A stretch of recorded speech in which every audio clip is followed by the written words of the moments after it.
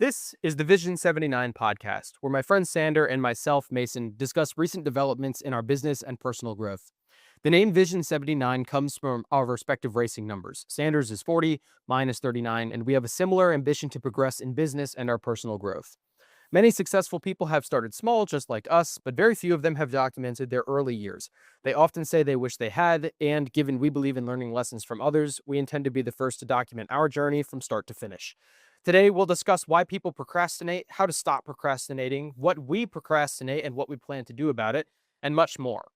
But first, we like to start each episode with a brief update of where we're at in our business and personal lives so that when we look back on these in the future, we can kind of gauge where we're at in our journey. What do you have for business this week? So business this week was again a lot of drop shipping.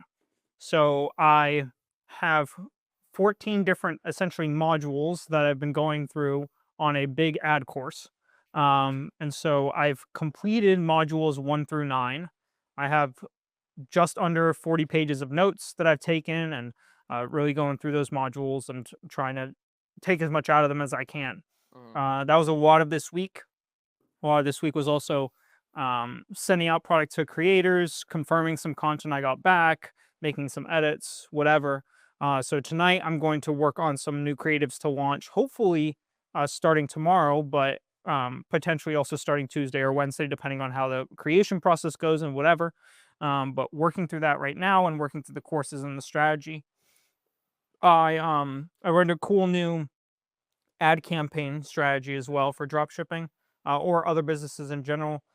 What I was doing was I was having a bunch of different campaigns.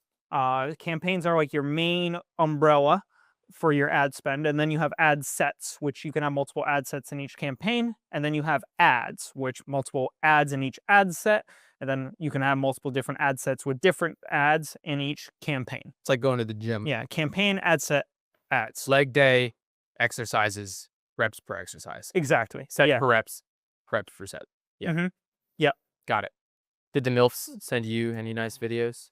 Yes, I got some content back, and it was all Oddly vague. very scrumptious. But essentially what I learned was before I was testing multiple different campaigns. In each campaign, that big umbrella would have a different purpose. So I would have $100 to test these types of ads in this ad set. And I'd have another $100 campaign to test this and another $100 campaign to test this. The problem is that those campaigns could be potentially competing with each other for the same audiences and you wouldn't know it. And it doesn't allow Facebook to work the ads and ad sets together in unison in order to generate the best result. So essentially it's like having 3 people pull a car, but you don't know if they're pulling in the same direction. Well, and also, if your first ad set reaches a client and they buy, and then they get that same ad again, they just bought, but now you have a 50%. Right. And Facebook doesn't know that they just bought because it's in a different campaign, and so it's not registered together. Right. So what I've transitioned to is one umbrella campaign that has a my gross budget. And then that gross budget is divvied up between different ad sets. And each ad set is what I was traditionally running as separate campaigns. Right. So I have one umbrella campaign with a big budget on a broad audience, and then I have different ad sets for each of my different styles. Right. Or different types of creatives, whatever. And then within each ad set, I have a 3-2-2 method of ads. So in each ad set, I have 3 ad creatives that are all similar, but have maybe a slightly different hook or a slightly different visual at the start or a slightly different messaging, like very small tweaks between those 3. Got it. And then the 3-2-2 is because you have 3 ads that are all similar with slightly different tweaks. And then you have 2 primary text pieces, which is your ad copy at the top that you test. So you have 2 different copies for each of those 3 ads. You mean like the text that goes below a post? Yeah, yeah. Got it. Or in the case of Facebook ads, it would be just above it, and then you'd have to click see more, and then it would drop down. Right. But that text, you have 2 of those texts that you test, and then you have 2 headlines, which is the stuff next to the Shop Now button that you also test. And what Facebook does is says, okay, I have a $100 budget in my umbrella campaign. Let's just say an example. I have 2 ad sets in there, right? And I have 3 ads in each ad set, and then I have 2 headlines and 2 primary text ad copies that I can test with each of those 3 ads. Mix and match combinations. And so it mixes and matches combinations between those, uses all its metrics to work together in unison to find the best version in each ad set. So it will be like ad number 2 with headline 1 and with primary text 2 is the best combination. It had the best spend, it had the best return on ad spend, the highest frequency, the best cost per click, whatever. So then right? for Best money hold, now. best hook. You look at those metrics and kind of throw them together. Right. And then you go, okay, great. I know that this ad works well in here. The beauty of having the umbrella campaign is that you can now have a separate ad set that just is in the background where you drop your winning ads into. And that winner's ad set starts to fill up as you get more and more good creatives, right?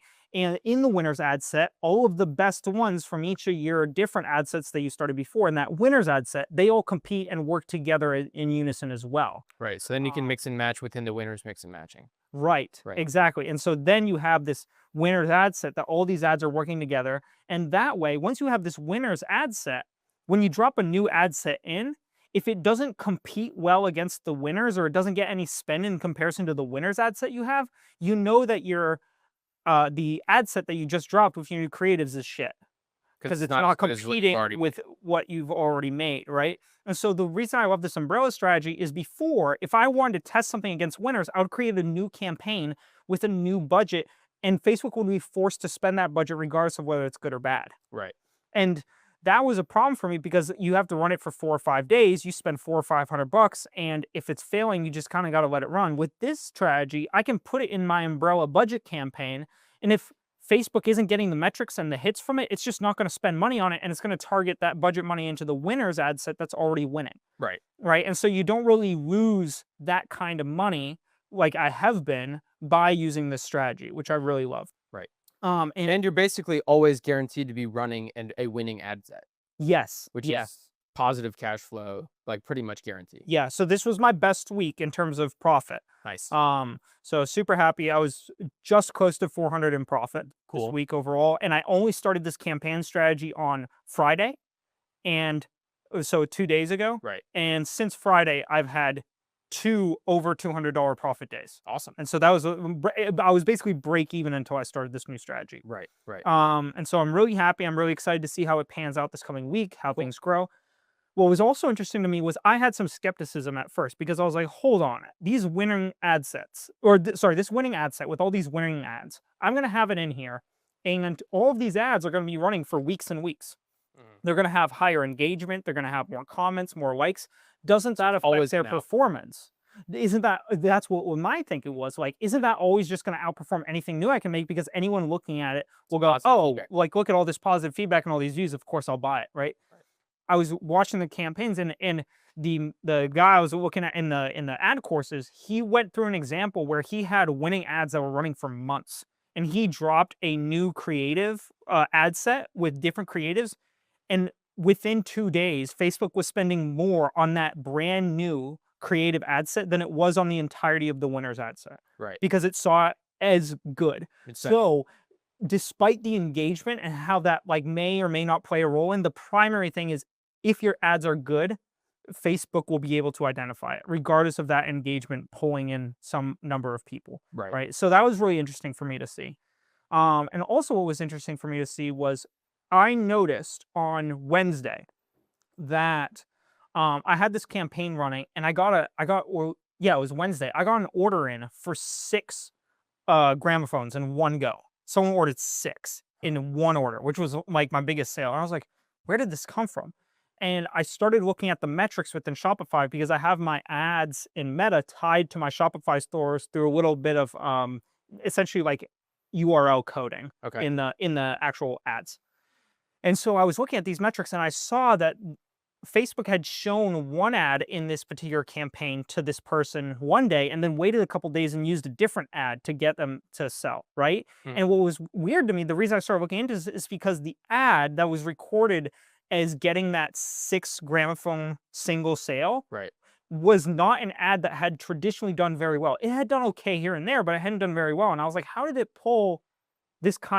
find this kind of user? So they were primed by the first ad. Right. So Facebook is using the 2 ads together. And so this gets to a point that I started to notice this and go, oh, this is really interesting. maybe this would be a reason why to not just like turn off ads and, kind of fuck with Facebook like that. Just let it spend how it sees fit. Right. And I had that thought on Wednesday, and then I was going through my courses on Friday and Saturday and whatever. And the guy in the courses was like, yeah, never turn off any ad in your winning ad set, because you might have an ad that is spending maybe the third highest in your list of winning ads. It has the third highest spend, but it has like half the return on ad spend of any of your other ads. Right. And so you're like, oh, I'll just turn this off, and then for more money will go to all my other ads with higher return on ad spend, and it'll do better. Of course it will.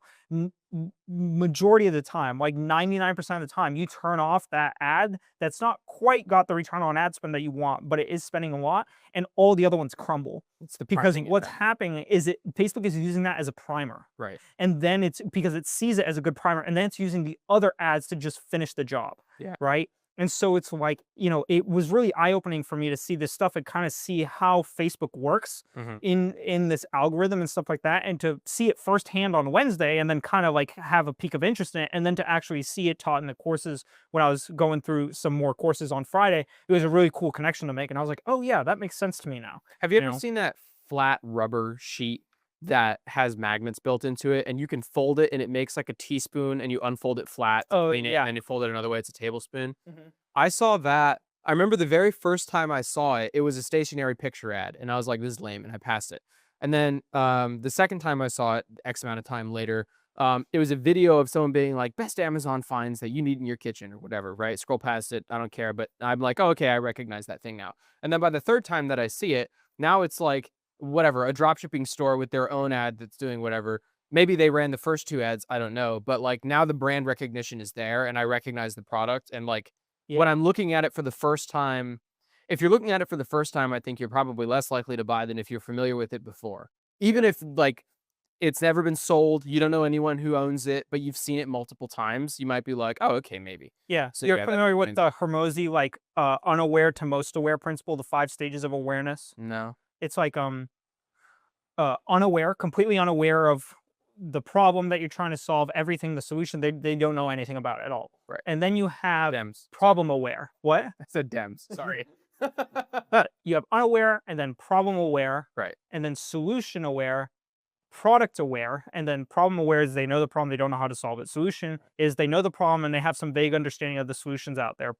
Product aware is they know that there are some products like yours that are on the market that can solve these other things, but they don't know quite why to choose yours. And then most aware is they know your product's the shit. They just need an avenue to click the button, Right. right? And so a lot of the ad testing that I need to do in the future as well is testing those different levels of awareness. You just kind of walk through and unaware to like problem aware potentially to maybe like a solution product aware, and then most aware on the latter ad that you saw, right? Right. And so that's the process that I need to be able to walk my customer through, and I got to generate ads and figure out where my customer sits in the market. Right. Where can I target most of my ads? Or most of my customers unaware completely? Are most of my customers maybe solution aware or problem aware? I think it's likely going to fall around the problem aware section, because a lot of my research has indicated to me that parents do see an issue with like a lot of screen time for toddlers. But Right. it's so easy to throw an iPad to them, and like, yes, there are toys out there and stuff like that. So it's going to fall into kind of like a solution aware, problem aware kind of category, I Right. believe. But there's also going to be people that have like no idea that this like little gramophone thing exists, right? And so they're going to be unaware completely. And so I just got to get into the market, start working these ads and figuring out where my customer lies. Have you ever seen the Pepsi commercial that you like, 95% of the commercial was actually about Coca-Cola? Like, you Hmm. know this one? He the Yeah, kid that's a the can. kid buys a Yep. Coke can and stacks it on the ground, he buys another one, and then a third and a fourth, and then he stands on those to reach the Pepsi button. Yeah, That's yeah. product awareness. Right. 'Cause you know fucking I know what soda does, I know how to get it, it's easy to get, why do I pick yours? 'Cause it's better than Coke. Yeah. Yeah. That's cool. But that's a lot of what I worked on this week. Also, some rules stuff, which was really cool. I mentioned it a little bit over text. But you can set rules in your campaigns based on specific metrics. Facebook, based on your rules, can scale up or down your ads and your ad sets. And I thought that was really neat. I'm looking at potentially programming in kind of the flow chart that I follow and programming that into Facebook, so that I can just kind of let it do its thing and see how it works. Maybe potentially down the line, probably for start, I'll have it manual in case something goes wrong. Like I want to have control over it and eyes on it. But in the future, maybe I could run a test campaign of like some smaller amount and just make sure that the scaling process works and all the coding is working and stuff like that. But Right. I thought that was a really cool idea. And yeah, good profitable week this week, as I mentioned earlier, but that's what I have for business. Cool. What do you have for business? This week I did a lot of work on your mom's box. Okay, so more real estate stuff, obviously. I've got a couple bullet points here. The client who I did a showing with last week, he didn't like that house and he had requirements that we went through and we made a new requirement set in the MLS and we set up automatic search alerts. So I took the whatever 60 houses that fit his criteria and I tailored them down to the 30 that I fit best and sent that to him. And then Grace set up an automatic trigger so that every time someone lists a new house on the MLS, which when you want to sell your house, your real estate agent makes a profile on the MLS and posts it, and then Zillow and Redfin and all the other advertising agencies pull from the MLS. They don't always pull every house from the MLS, which is why the MLS is better. It's basically a conglomerate of all of them and then some, right? But every time a new house is posted, the second it's posted, it's an email notification to me and Grace and my client. So we did that. He wound up not seeing that email at all, and he just found more houses on like Facebook Marketplace that he wanted to go visit. So we went and visited those this weekend. And at the end of the second one, he was like, "Yeah, I don't know, man. Like, there's a lot of places that don't really fit the bill, and I'm not sure, and whatever." And I was like, "You didn't like any from the list that we sent you?" And he was like, "What list?" And I was like, "Oh my god." So we sat down and went through the list, and he found a couple others that he likes, Cool. and we went from there. He also, he's I really appreciate working with him because he is intellectual. So when you explain something to him, he picks it up the first time and you don't have to remind him again, like he can run with it. But he's never bought a house before. So he was like, "Can you just tell me like how to buy a house? Like I know I have to have inspectors, but I don't know who to call and I don't know how many I need and I don't know when to schedule them. Standard inspection period is only 2 weeks. I can't coordinate like 7 people in only 2 weeks." So Grace put together a PowerPoint that talks you through the home buying process. It was like a 10-minute presentation, no questions at the end, easy going. And so I want to refine that and start making social media content eventually that breaks down home buying into simple steps for people that don't know shit about it, but are kind of interested in it. And then I want to do the same thing with renting because there's a lot of people who I have met recently. I have 3 more leads on apartment referrals. I finished the apartment sheet, so I have 109 apartments from Vieira to Palm Bay, with their 1 bed, 1 bath price, 1 bed, 1.5 bath, 2 bed, 1 bath, 2 bed, 2.5 bath, whatever, everything. So if anyone is looking for, pick an obscure one, Calco, he wants like a 2 bed, 2 bath with a big living room or a 3 bed, 2 bath, right? I have those prices listed immediately and the links and everything to those places and on the map and whatever. It's easy to get to. That's cool. Yeah, and there's some people That's who something you manually generate?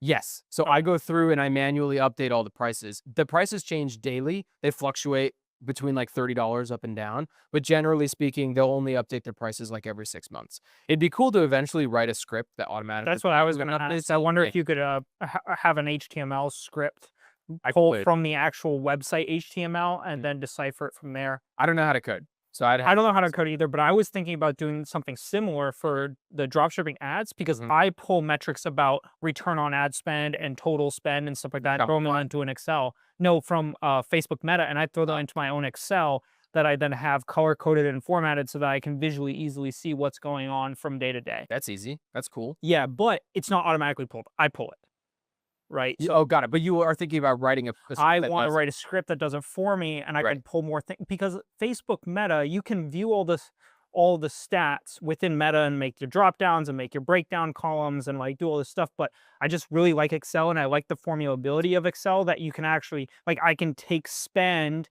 and then calculate percentage of spend for these days versus these days and what's the graph of ROAS. Like I really like working with all that stuff. And so I'd like it to be automated into Excel because just Excel is just more powerful. Yep. Yep. But I'm that's something I want to figure out within the next 6 months. If I crack the code on how to do this HTML shit and Fiverr. code it, yeah, Fiverr. Yeah. Or have Um, Justin do it. Pay him to do it. Yeah, but if I figure it out or I find someone who can figure it out for me, I'll pass it on. So, yeah, you could do that because Yeah. I think that would be That would be Sick. useful. It took me one night to go through and update all of them because I went through the first time was longest because you have to go through the map and find every apartment complex. Mhm. And then the second pass through, I had written down 1 bed, 1 bath, and 2 bed, 2 bath prices just to get a ballpark. And then Calco was looking for a 3 bed, 2 bath. And I was like, fuck, that's not in there. So I was like, you know what? I'm going to go through and I'm going to do it all. So I went through and I did it all. And that took me one night to go through the whole list. So worst case scenario, if I have to do it, I can do it once a week or every 6 months, whatever. Mhm. And it's from what I've heard in the in the real estate community, rentals don't give you a ton of money. So if you're going to do the work for maybe no money and just a Google review, eventually it's more worth it to just go for houses and like outsource the rental stuff. But I still think it's a helpful tool. And if I can find someone help, or if I can help, Yeah, and someone you got to find start it, somewhere. right? Yeah, right. Um, so anyway, so we gave him the presentation on like how to buy a home, and then I started a list of inspectors because he made a great point, which is I don't know who to call about termite inspections, and I was like, I would love to refer you to someone, I just don't know who yet. Let me go talk to my network and find a list of people. So now I have a new tool in Google Sheets, which is just a list similar with the Google ratings as I did for the brokerage. Of all different inspectors with different referrals from different people and ratings and stuff like that. So now when someone is like, I want to buy a house and I don't know any inspectors, I'll go, here are my top 3 termite inspectors, top 3 general inspectors, Yeah. et cetera, to speed that process up. And then past that, I have written 16 Google reviews. So I'm now a local guide level 4. Ooh. So the higher up you go in levels, the higher up your reviews are when someone Googles a whatever restaurant or facility, whatever you reviewed, right? Yours pops up first. But also, the larger Google profile presence you have, the more prevalent you are when someone Googles your name. Yeah. So Grace right now, there's a different Grace Ranky out there, like lesser, but when you Google her, she's the first one that comes up, not my Grace, right? And so as she writes more Google reviews and has more people reviewing her on her Google profile, she will rise in the order when someone searches her name. Got it. Fortunately, when you search me, there's like 15 pages of stuff, but all of it is like rowing and Vision 79 and NASA related FIT stuff. Not NASA, Northrop. Northrop. But none of it's real estate yet. But I want to get the name recognition up a little bit higher. Yeah. So in my free time during my lunch at work, I just rip out a couple reviews while I go. There are many Soroks Yeah, out right. there, so Yeah. I think I'm doing okay for now. Dude, did you know they spelled your name wrong this morning? No. It was Alex. Oh, really? And I said to Joel, I was like, they spelled his name wrong. He was like, what? And I was like, it's Alexander. And he was like, oh, okay. That's funny. No, I didn't. Yeah. So Google reviews. And then, so my goal, like I said last week, was to have my brokerage list complete and have it narrowed down to who I want to interview with and have the interviews scheduled. I have the list narrowed down to the top 10, and I'm now down selecting from that top 10. And the reason I haven't just all out picked those top 10 yet is I only want to interview 5, and I want the 5 to fit my bill. I want to try to down select as much as I can before wasting my time with an interview. So like Blue Marlin, De Novo Realty, right? They only take real estate agents who like have 15 sales under their belt and have like maybe 3 years of experience and have some experience in commercial. Let's say, I think that's the case. I'm not going to interview with them because I don't meet those prerequisites, right? Blue Marlin, highly competitive sales environment. They want you to be in the office all day making phone calls if you're not out giving showings or open houses. Awesome. I love that. Can't do it right now because I have to keep my job for a little bit and sell on the side.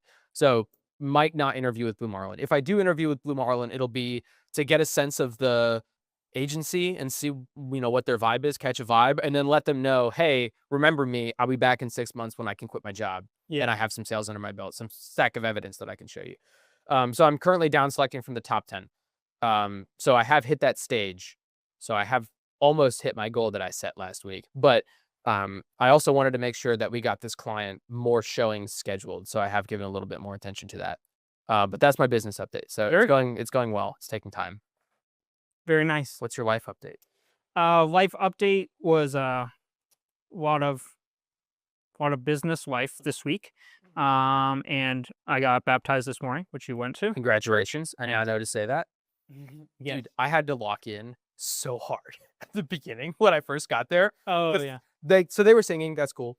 And then they did like it seemed like a commercial, like an advertisement.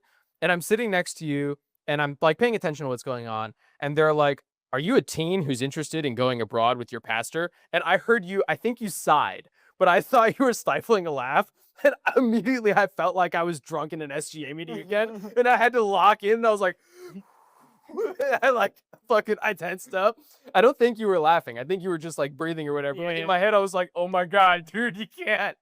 The logo. After that, I locked in and it was good. But The like, logo kind of cracked me up on the ministry trip. It was like world's cheapest. Yeah. And it was just like a funny like text combo. Yeah. Um, Dude, it fucking, I was sweating so hard. I was like, I can't do this, dude. Not today. Not today. I can't lose it. but But no, it was good. I was good. Thank you for coming. So Yeah, of that was I guess the biggest life thing this week for sure. dude, Joel popped up out of nowhere, and I was like, hello. He said he had a morning thing with his dad, and so that's why he couldn't Gotcha. get like to start. So Yeah. I just told him like if you can come 11:45 or whatever. I didn't know. I wasn't sure if that was his church. Is that Savannah's church? Okay, got it. I lied. Her and Evan go to Coastline and Satellite Beach. Got it. I told him, I was like, do you go here? I was hoping that at some point the pastor would explain what a baptism is.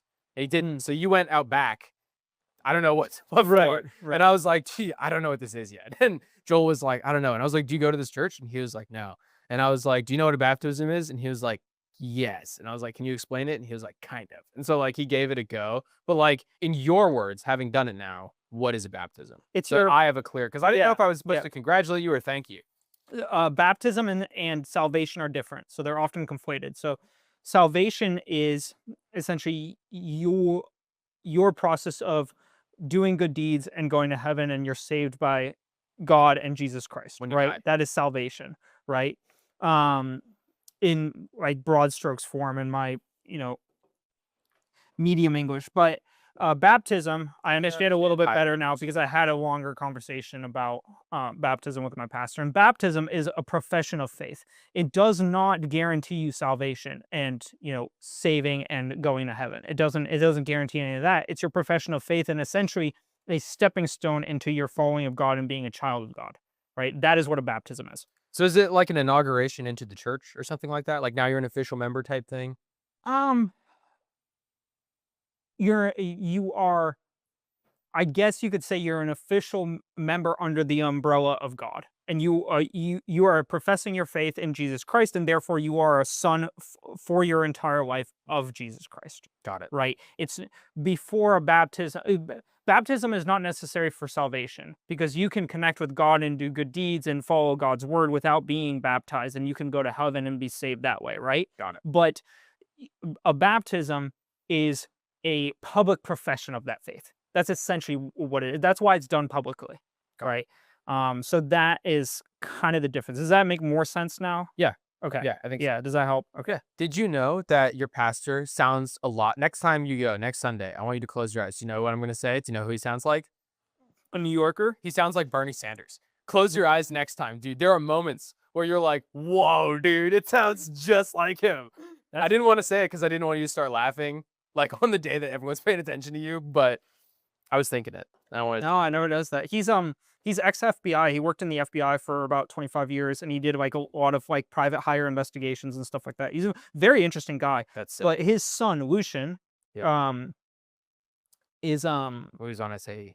He was on SAE, and so I worked with him heavily when I was a junior. He was a senior. Got it. And so we worked together a lot on different Formula SAE stuff and whatever. There's an ex-FBI gun that Shaw used to let me carry. It's an M1911. I've heard of that. If it was an FBI registered gun, and I loved it because right now with my gun, you load the magazine and you do not rack the gun, right? I can click the trigger and nothing's going to happen. I have to rack the gun in order to put a bullet in the trigger to pull the trigger, right? With the M1911, you can have an unchambered gun, and if you draw it and you pull the trigger, nothing happens. But if you pull the trigger really hard, it'll load one in the chamber and fire it for you.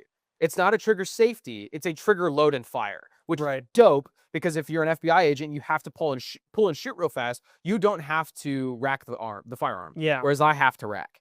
Yeah, I remember you telling me about that. It's so dope. I want one really bad, but it's a larger gun, so I wouldn't be able to probably appendix carry with the tight clothing that I wear. But yeah, it's yeah, it was a really cool day. It was a lot of fun. I really enjoyed it. Cool. But yeah, baptism is a public profession of your faith. Awesome. That is long story short what it is. Awesome. Now you know.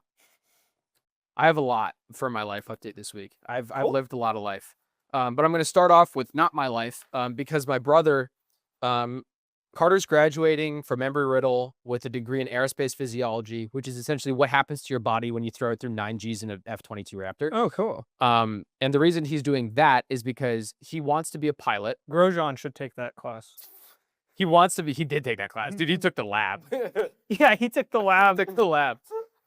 So he wanted to be a pilot, but pilot seats are very hard to come by in the military, and he wasn't sure if he was going to make it. So he also wanted a degree that not only would teach him about good stuff if he were a pilot, but also would allow him to take the MCATs to become a doctor if he doesn't get the pilot seat, right? He has subsequently gotten a pilot seat and is graduating in May. And he'll go on and be a pilot. And then after he's done flying, if he wants to be a doctor, he can take the MCATs and go be a doctor. But so he now has the path that everyone wants when they go and are in ROTC in college, which is in May, he graduates college and then goes to Oklahoma to start pilot training. There, he's going to learn how to fly all their different aircraft or whatever, and then they're going to assign him a platform to fly, like the F-22 or B-2 bomber or something like that, right? But he has decided, fuck that. I want to try to be an STO, which is a special tactics officer, which is the Air Force version of Navy SEALs. It's actually more difficult to become an STO than it is to be a Navy SEAL. Wow. Part of that is that you have to go through their selection process where everyone applies. That's phase 1. And most people, they kick entirely. But of the couple hundred people that pass, they then down select again. And a certain number of people are allowed to go to phase 2. So my understanding is that he just went through phase 2 training for his second time. He did it last year. And this phase 2 training is basically Hell Week. It's, I think, 5 or 6 days, same type of shit that the Navy SEALs go through. But in the Navy SEALs, if you make it through, you pass. With this, if you make it through, they then grade you on how well you did during it. And the problem with that is one of the criteria they down select on is were you able to display leadership skills? And the issue is, I think the average age of people who make it through are in their late 20s. And most people who go through it are not young. But my brother did it when he was 20. Now he's doing it as 21. He made it through both times. So he made it all the way through Hell Week. The first time he went with 3 friends, and the other two of the 3 did not make it through. So this time, 24 people were selected to go through Hell Week. 6 of them made it through. So 18 of them dropped out. He said a lot of people were passing out in the pool section, and only 3 were selected. And my brother was not one of the 3. I think it's because he's too young. But the fact that he made it through the second time, not once, but twice, yeah, at 20 and 21 is fucking incredible. So I'm super proud of him. Wow. Congrats to him. Very cool. Yeah. And you can go back and go through it again year after year. And dude, eventually he's going to make it. I know, unless he really falls in love with whatever he's doing in pilot training and doesn't want to do it. But if I know him, I think he's going to be back. Yeah. So I wanted to mention that. I got into watches this week. Oh, yeah. Last week, we did a podcast on ego and business. And part of the reason that was inspired is because our buddy Greg went to a charity function. Fundraiser. An autism function. Yeah. What? Wasn't that what it was? It was cancer. I thought you said it was for autism awareness. Well, Greg was there, but it was for cancer. But it was to help kids with cancer. They were raising money to help kids with cancer. But he had a watch on, and afterward he came by and he was in his Gucci scarf and his watch, and he was going like this to show everyone his watch. And so I asked him about it because I was curious, and he was showing it to me, and I was like, this is actually pretty cool. He had just done a podcast with Matt Cox on watches. Yep. Have you seen it? No. We talked about it last week. Yeah, but we talked about it, yeah. And so I was like, you know what? Watches are kind of cool. I'm curious to know, because Greg is very opinionated. Some watches are shit and some watches are nice, and I don't know anything about it. And it's not like style, where I know that Tyler's teddy bear shoes that are $400 are ridiculous and ugly. I don't need to be a professional in shoes to understand that. But watches are more like cars, where there's a mechanical mechanism in there and quality of material that does make some watches inherently more valuable than others, regardless of styling. And then interestingly, there's other watches that have precious metals in them, but are styled ugly and don't have as much value at all. And then any watch that a rapper blings out with a bunch of diamonds is devalued immediately, despite the fact they're putting diamonds on it. So I started learning about watches this week, and considering that this time last week, I knew exactly 0 about watches, I have learned so much in just 6 or 7 days. You know what this reminds me of a lot? Matt Walsh. Function. Oh. No, Matt Walsh. I saw just a clip of him the other day, and he was talking about how men will randomly become obsessed with just something. Yeah. And they'll obsess over that for a month to 3 months, and then they'll transition to something else. That's me. And he was talking about it as a relationship with his wife, and he was like, my wife always is asking me, like, why are you obsessed over this thing? And he's like, I don't know, I just got interested in it. And so like Matt Walsh right now is obsessed with like aquariums and fish tanks. Yeah. And he's like, I just want a big fish tank. And his wife is like, why? And he was like, because I think it's cool. Yeah. And he's just like obsessed on fish tanks, and that's like gonna be his thing for the next like 3 months. Yeah. And then he always transition to something else. You know, change. Yeah. And he's like, he was saying, he was like, women will never understand the random obsessions that men get, but it is completely normal, and we get them all the time. Yep. Yeah. I have had so many of those phases where I just like dive into this like Hyperfixate. one niche thing for like 3 weeks, and then I just like jump out of it, and I'll like look at it maybe again once 6 months later, but like that's it. And growing up, you go through like your pirate phase and your dinosaur Yeah. phase and your race car phase and whatever, right? And as an adult, Difficult out my race call fight. yeah, exactly. Well, that's the thing. Like every once in a while, I'll find something that I fixate on, and I'm like, this is it, and I know that it's it. So like rowing, I stuck with. Racing, I stuck with. Like those are special interests that I'll always have. Work on cars, cars in general, right? And watches is something. Usually, I can tell. Oh, I'm learning a lot about this thing, but it's going to be useless down the line. I'm not going to remember shit about it, right? Yeah. Every Veritasium video that I watch about like light on the every Alex Jones conspiracy theory that I've ever heard. Yeah, all those go like in one ear and out the other, right? But the watches I have really taken to, and I have an interest in, and I'm getting better at it. I'm getting better at understanding watches. But that's a cool new category that I'm learning about that I'm really enjoying. Yeah, we were talking about the automatic winding stuff. And all that. I did. Cool. Dude, I did a 30-minute info dump on Grace in the car, and then I did like a 45-minute info dump with you at the bar. And then afterward, I told Grace, I was like, you heard me and Sandra talking about the watches, right? And she was like, I couldn't not. You guys were screaming right next to me. And I was like, yeah. Did you know that everything I talked to Sandra about is on a completely different topic than what I was talking to you about? It's just like they're both watches, and I was like, that's how much I've learned this week, like an insane amount in like such a short period of time, and I'm retaining a lot of it. Which is weird. Usually I can gauge my level of interest with how much information I retain. So I guess right now it's watches. That's my fucking aquarium phase. I then went through, I forget how I came up with this, but I was editing the timestamps for episode 52, and I was like, I wonder, I was looking at Modern Wisdom, because Modern Wisdom is on like podcast number 2000 something. Yeah. And I was like, well, we only do one a week. And I like that cadence because it's supposed to be a documentation of like a weekly update of like the work we've gotten done. It's not meant for entertainment. And I was like, I wonder how many podcasts we're going to get through, because it's not like Joe Rogan might hit 10,000 or 40,000 podcasts. We don't know. But if we do one a week every week until we die, there's a set number, right? Yeah. So starting from when we started, if we stick with filming one episode a week until age 80, we'll hit 2,958 episodes. Wow. Meaning that episode 53 today is 1.79% progress through that. That's wild. Isn't that crazy? So 53 episodes is less than 2% of that entire. That's really cool to think about. Isn't that nuts? That gives you broad picture. Yeah. You know, because like sometimes, like at least for me, I'm sure you probably feel some extent. Like, I feel like I'm like 24 and I'm like, man, like I got to get this together. And like, what about this? What about that? And then you like blow it out and you're like, you've done a lot for just like 2% of your remaining time. You know what I mean? Like that's really cool. You know what's even crazier?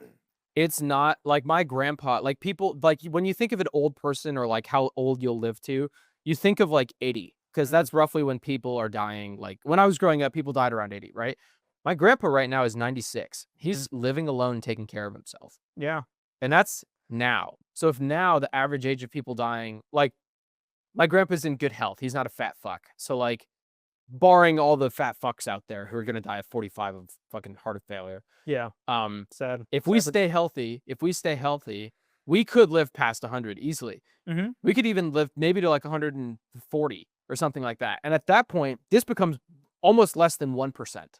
Right. Through the entire thing, which is nuts. Yeah. And then if Mike Israetel is right about the life forever science, and you take the same drugs I want to take to keep me alive forever, then I heard such an interesting debate this week between it was Michael Knowles and two people that are like they're a couple that are trying to live forever, like that random guy in California. Brian Johnson. Yeah, Brian Johnson. Not random guy, Brian Johnson. Yeah. But similarly, a couple is trying to do a very similar thing to him. Yeah. And he had a really interesting podcast. It was about 2 hours about like why they want to live forever, what they're doing, blah blah blah stuff. Have you seen photos, like before and after photos of Brian Johnson?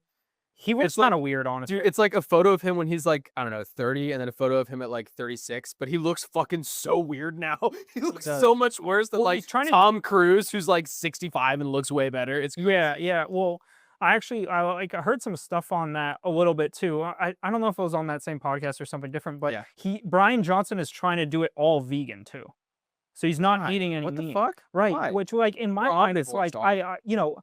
like you can be very, very healthy vegan, right? Joel is a really healthy guy. He's Yeah. vegan. He has a super good diet. But like Humans are omnivores. I feel like you get to a certain point of optimization where maybe I'm wrong about this, but I think there are just inherent protein structures and inherent value to meat Yep. that is really, really challenging to replicate in an outside of meat Yep. food diet. Yep. And so it's like I look at these guys that are like in their 60s and 70s Yep. who like just eat a balanced diet and exercise and like sorry, Brian Johnson, but they look a lot better than he does, right?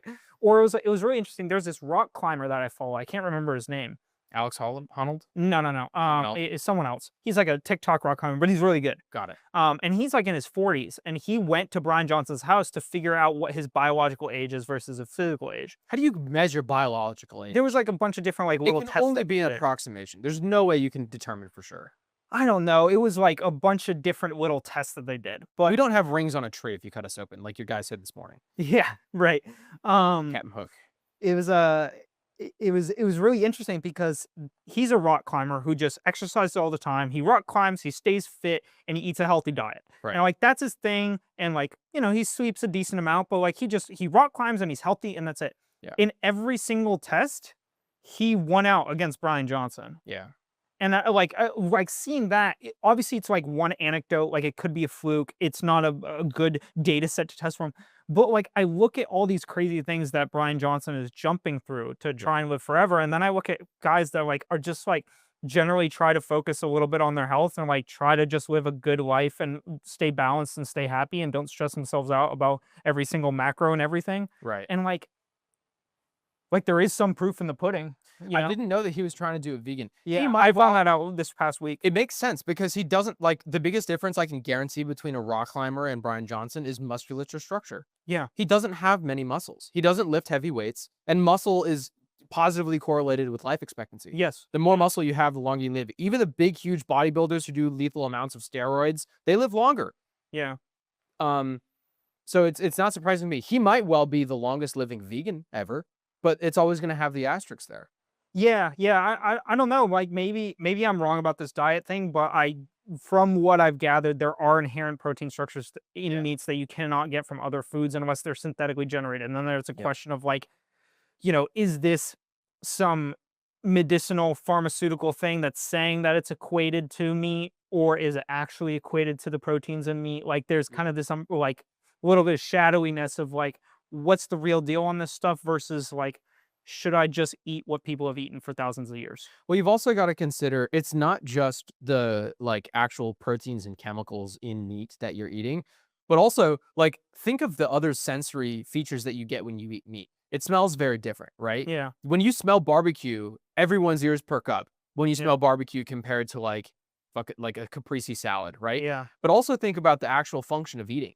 Like chewing meat sharpens your teeth. It builds your jaw muscles stronger. Yeah. It changes the shape of your mouth structure and your head, your skull structure.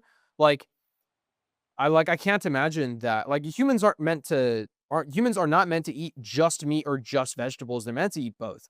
Yeah. That's why we have molars and canine teeth, right? We're omnivores. We're supposed to eat both. Chimpanzees eat other chimpanzees. They eat other monkeys, right? And I think there's I think a lot of the kind of like re-dieting and cutting stuff out push that like a lot of vegan people get into, or a lot of even carnivore diet people get into, is like there's a lot of crap in our food that we don't know about that's like not natural.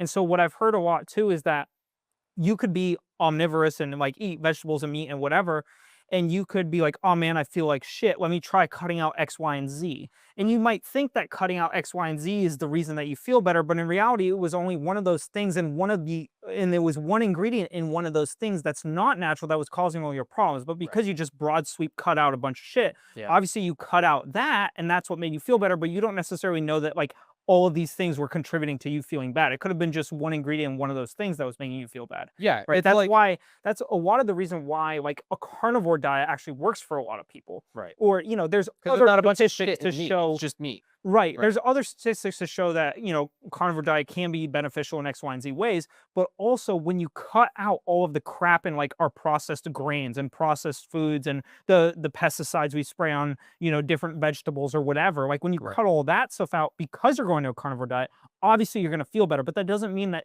like a carnivore diet or a vegan diet is the only way that you feel good. It's just about you might be cutting out some other stuff that's making you feel bad, right? Does that make sense? I've never seen someone eat a healthy balance of fruits, vegetables, and meat and felt like shit. I've Yeah. only seen people who eat fucking Twinkies and chocolate milk eat shit. And you know what? If you're drinking chocolate milk and having cheesecake and shit, and then you cut out dairy because you think you have a dairy, like a lactose intolerant issue, right? Maybe you're just fucking cheesecake intolerant because it's ass for your body. Yeah. Maybe just eat Maybe it's clean. got a ton, maybe the cheesecake you're eating has some chemical or preservative in it that's fucking you up, Yeah. right? And then if you're feeling like shit, maybe it's not the food at all, dog. Maybe it's that you're not sleeping enough. Maybe it's that you're vitamin D deficient because you stay inside all the time. Maybe you don't have the fucking like the health benefits that you get from cardiovascular endurance by working out because you don't work out at all, right? Like Yeah. so that's why when people are like, "Oh, I'm going to try like cutting out XYZ because it's not working." Or like, man, I was talking to Christian the other week and he was like, "Yeah, no, I'm like running more and whatever."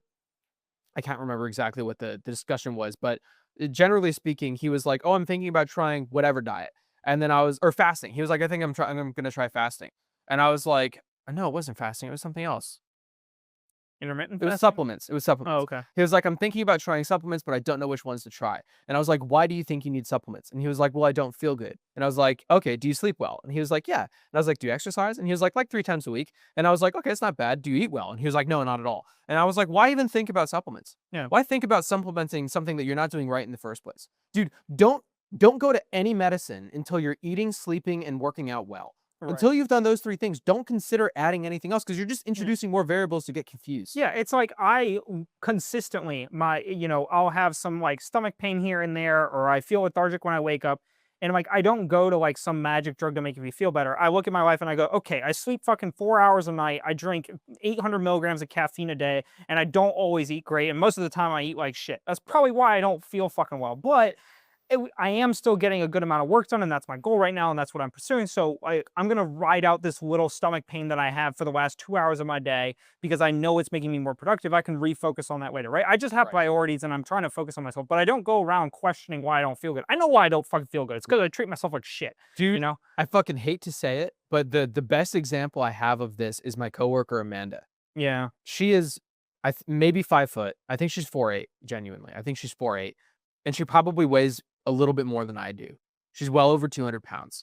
And she I think at this point she's had 2 miscarriages. I could be miscorrecting. I know that yeah, she's had at least 1 miscarriage, and she can't figure out why it is. And it's so painfully obvious that you're obese. Like there's too much fat on your body. Like your yeah, body isn't able to take care of itself, let alone grow another one. That's the problem, right? right. So like why think about like fucking eating like supplements or not drinking NyQuil because like garlic and honey is a better like medicinal health thing for you? Have you tried not having Chick-fil-A for breakfast every day and going for walks? Like Yeah, it's so painfully obvious to me that like people try to overcomplicate things by figuring out what chemical in the food their body can't break down when the fact of it is like no Twinkie isn't an omnivorous diet, right? Twinkies are not it's a a chemical part of our diet. diet. It's a fucking chemical diet. That's a great way of saying Yeah, it, right? So it's like until you can check those other 3 boxes, don't consider it. Don't consider anything else. yeah. Just get the basics down. Don't stress yourself out about the micro if you haven't even tackled the macro. Yeah, exactly. And in the conversation with Christian I had, I've been thinking about it a lot because he was like, I sleep well, I work out. Now he's working out, I think 4 times a week.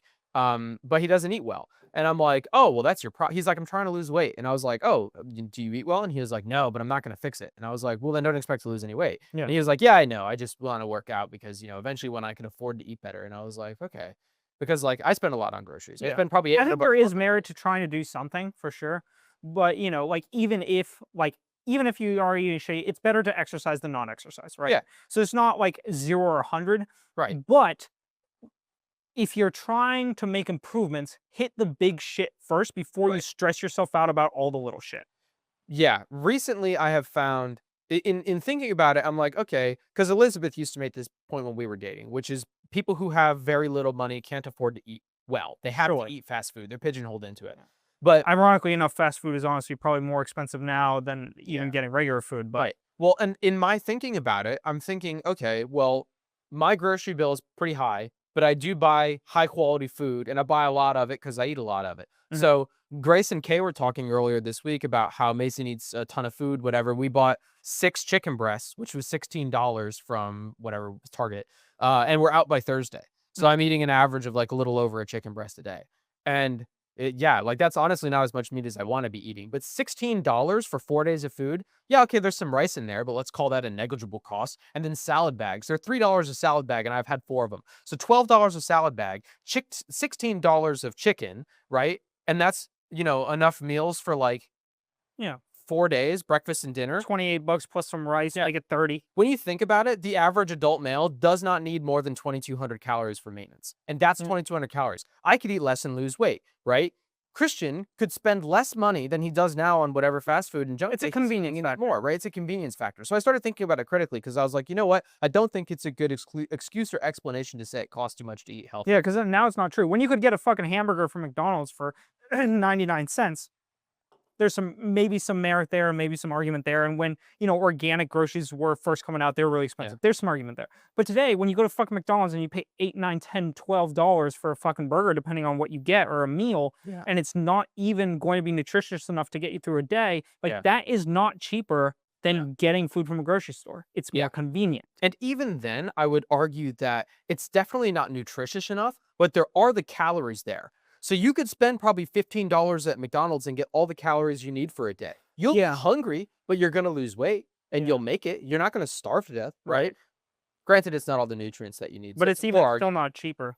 I would I don't say. think I don't think it's cheaper. Correct. I don't Yeah. think it's cheaper than, going out Yeah. meal prepping and whatever, right? I mean, even HelloFresh is a reasonable price, right? You just need Yeah. a It's microwave or decent. oven for that. Yeah. I just the more I've looked at it, those salad bags are so fucking god tier. They're $3. You just crack it open. What I'm gonna start doing is just crack it open and then dump the chicken in and eat out of the bag. Yeah. Right now I like prepare it and make it fancy and whatever, but like dude, recently I've rediscovered eggs, which sounds retarded, but I've been having snacks late at night because I eat dinner after the gym at like 7, and then I go work at the bar for like 6 hours until like 1, and then I'm Mm. hungry again. So I have been eating dates with peanut butter, which is a delicious Yeah. snack, but it's like 500 calories right before I go to sleep. So I'm getting fucking tubby.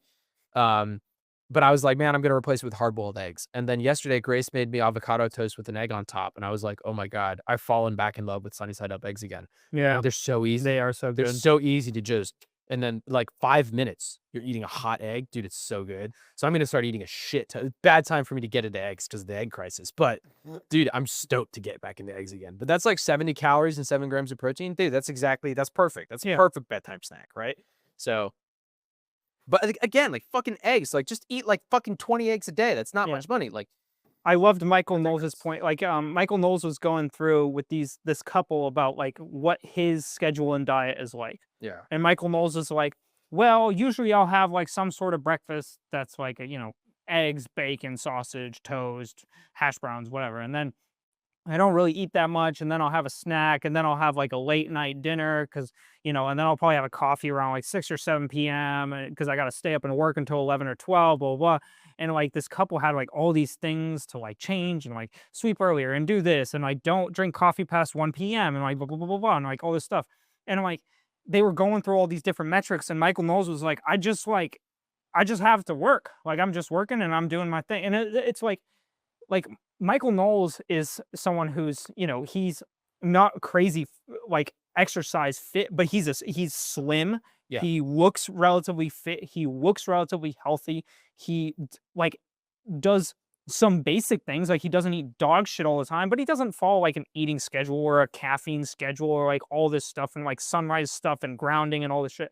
But like he just does some basics, Yeah. and like he's a relatively healthy guy. And then it's like, at least in my mind, it comes to like, you have your stages where you focus on your different things, and it's about pursuing your goal and in the moment of what you got, right? And, just focusing on that thing, hitting the macro elements of what you're focused on in your life and kind of going from there. But Sleep, diet, and exercise. yeah. It's that. In terms of the health stuff, yeah. Yeah, in for terms sure. of the health stuff. Yeah. I've never met anyone who nails those 3 and then finds out that they need like, they still feel terrible and they need a supplement or something like that. Yeah. Something Yeah. Very rare, I think. yeah, and in the rare case, it's because they have a genuine illness and a genuine, like, Yeah. disorder or something. Yeah. But so many people self-diagnose themselves with disorders when they're not even trying to hit the first 3. Yeah. Yeah. I agree. Yeah, I genuinely think that more people are depressed because they're not hitting those 3. I meet very few people who eat well, sleep well, exercise, and get enough sunlight and are genuinely, like, have depression. And you could say that Yeah. it's a cycle where you get depression and you stop doing those things, but if you just fucking do those things.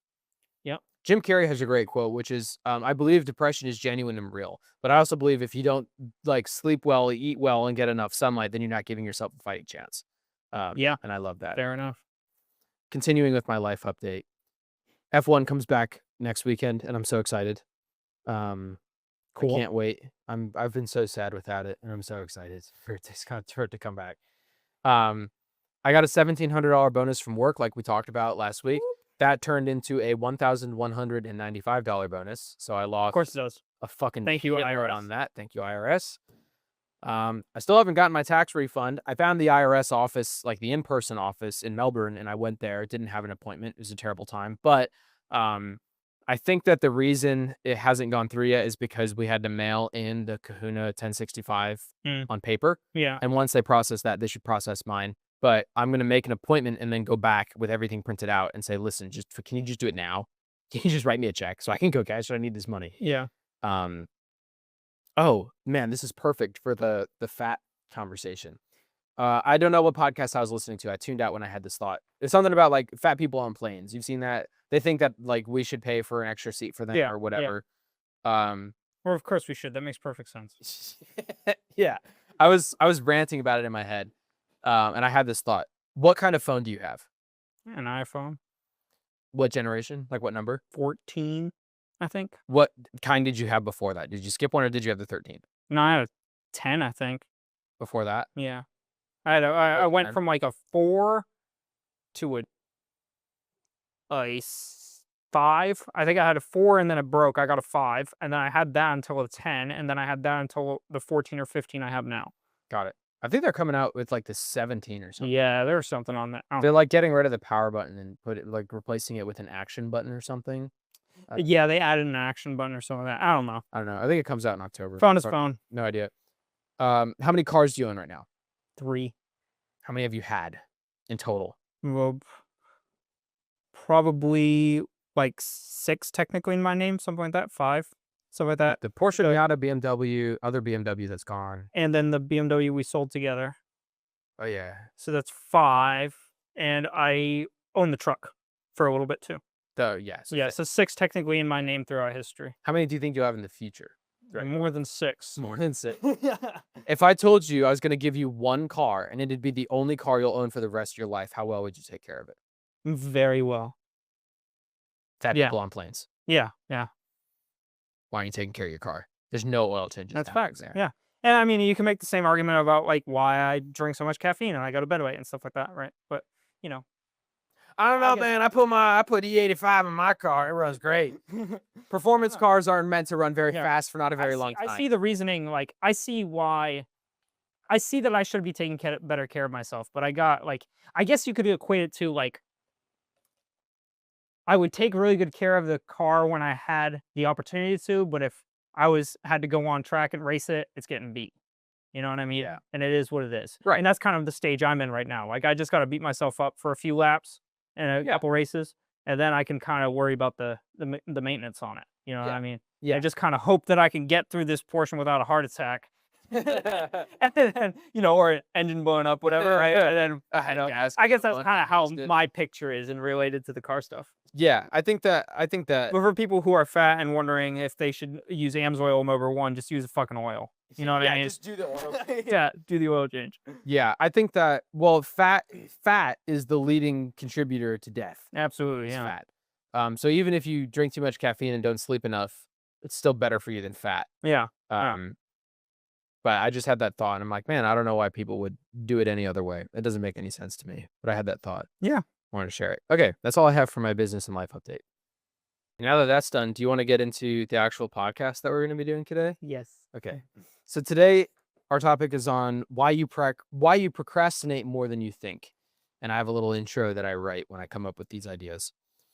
Everyone falls victim to procrastination in one form or another. For some, procrastinating is as simple as scrolling on TikTok to, quote, get yourself motivated. For others, it's as severe as staying in a career you're unhappy with or in a relationship that isn't working. In any case, everybody falls victim to procrastination in one form or another at one point or another. I'd like to shine a light on some of the most common pitfalls and how to consciously avoid them. So, our first segment is on what is procrastination and why people do it.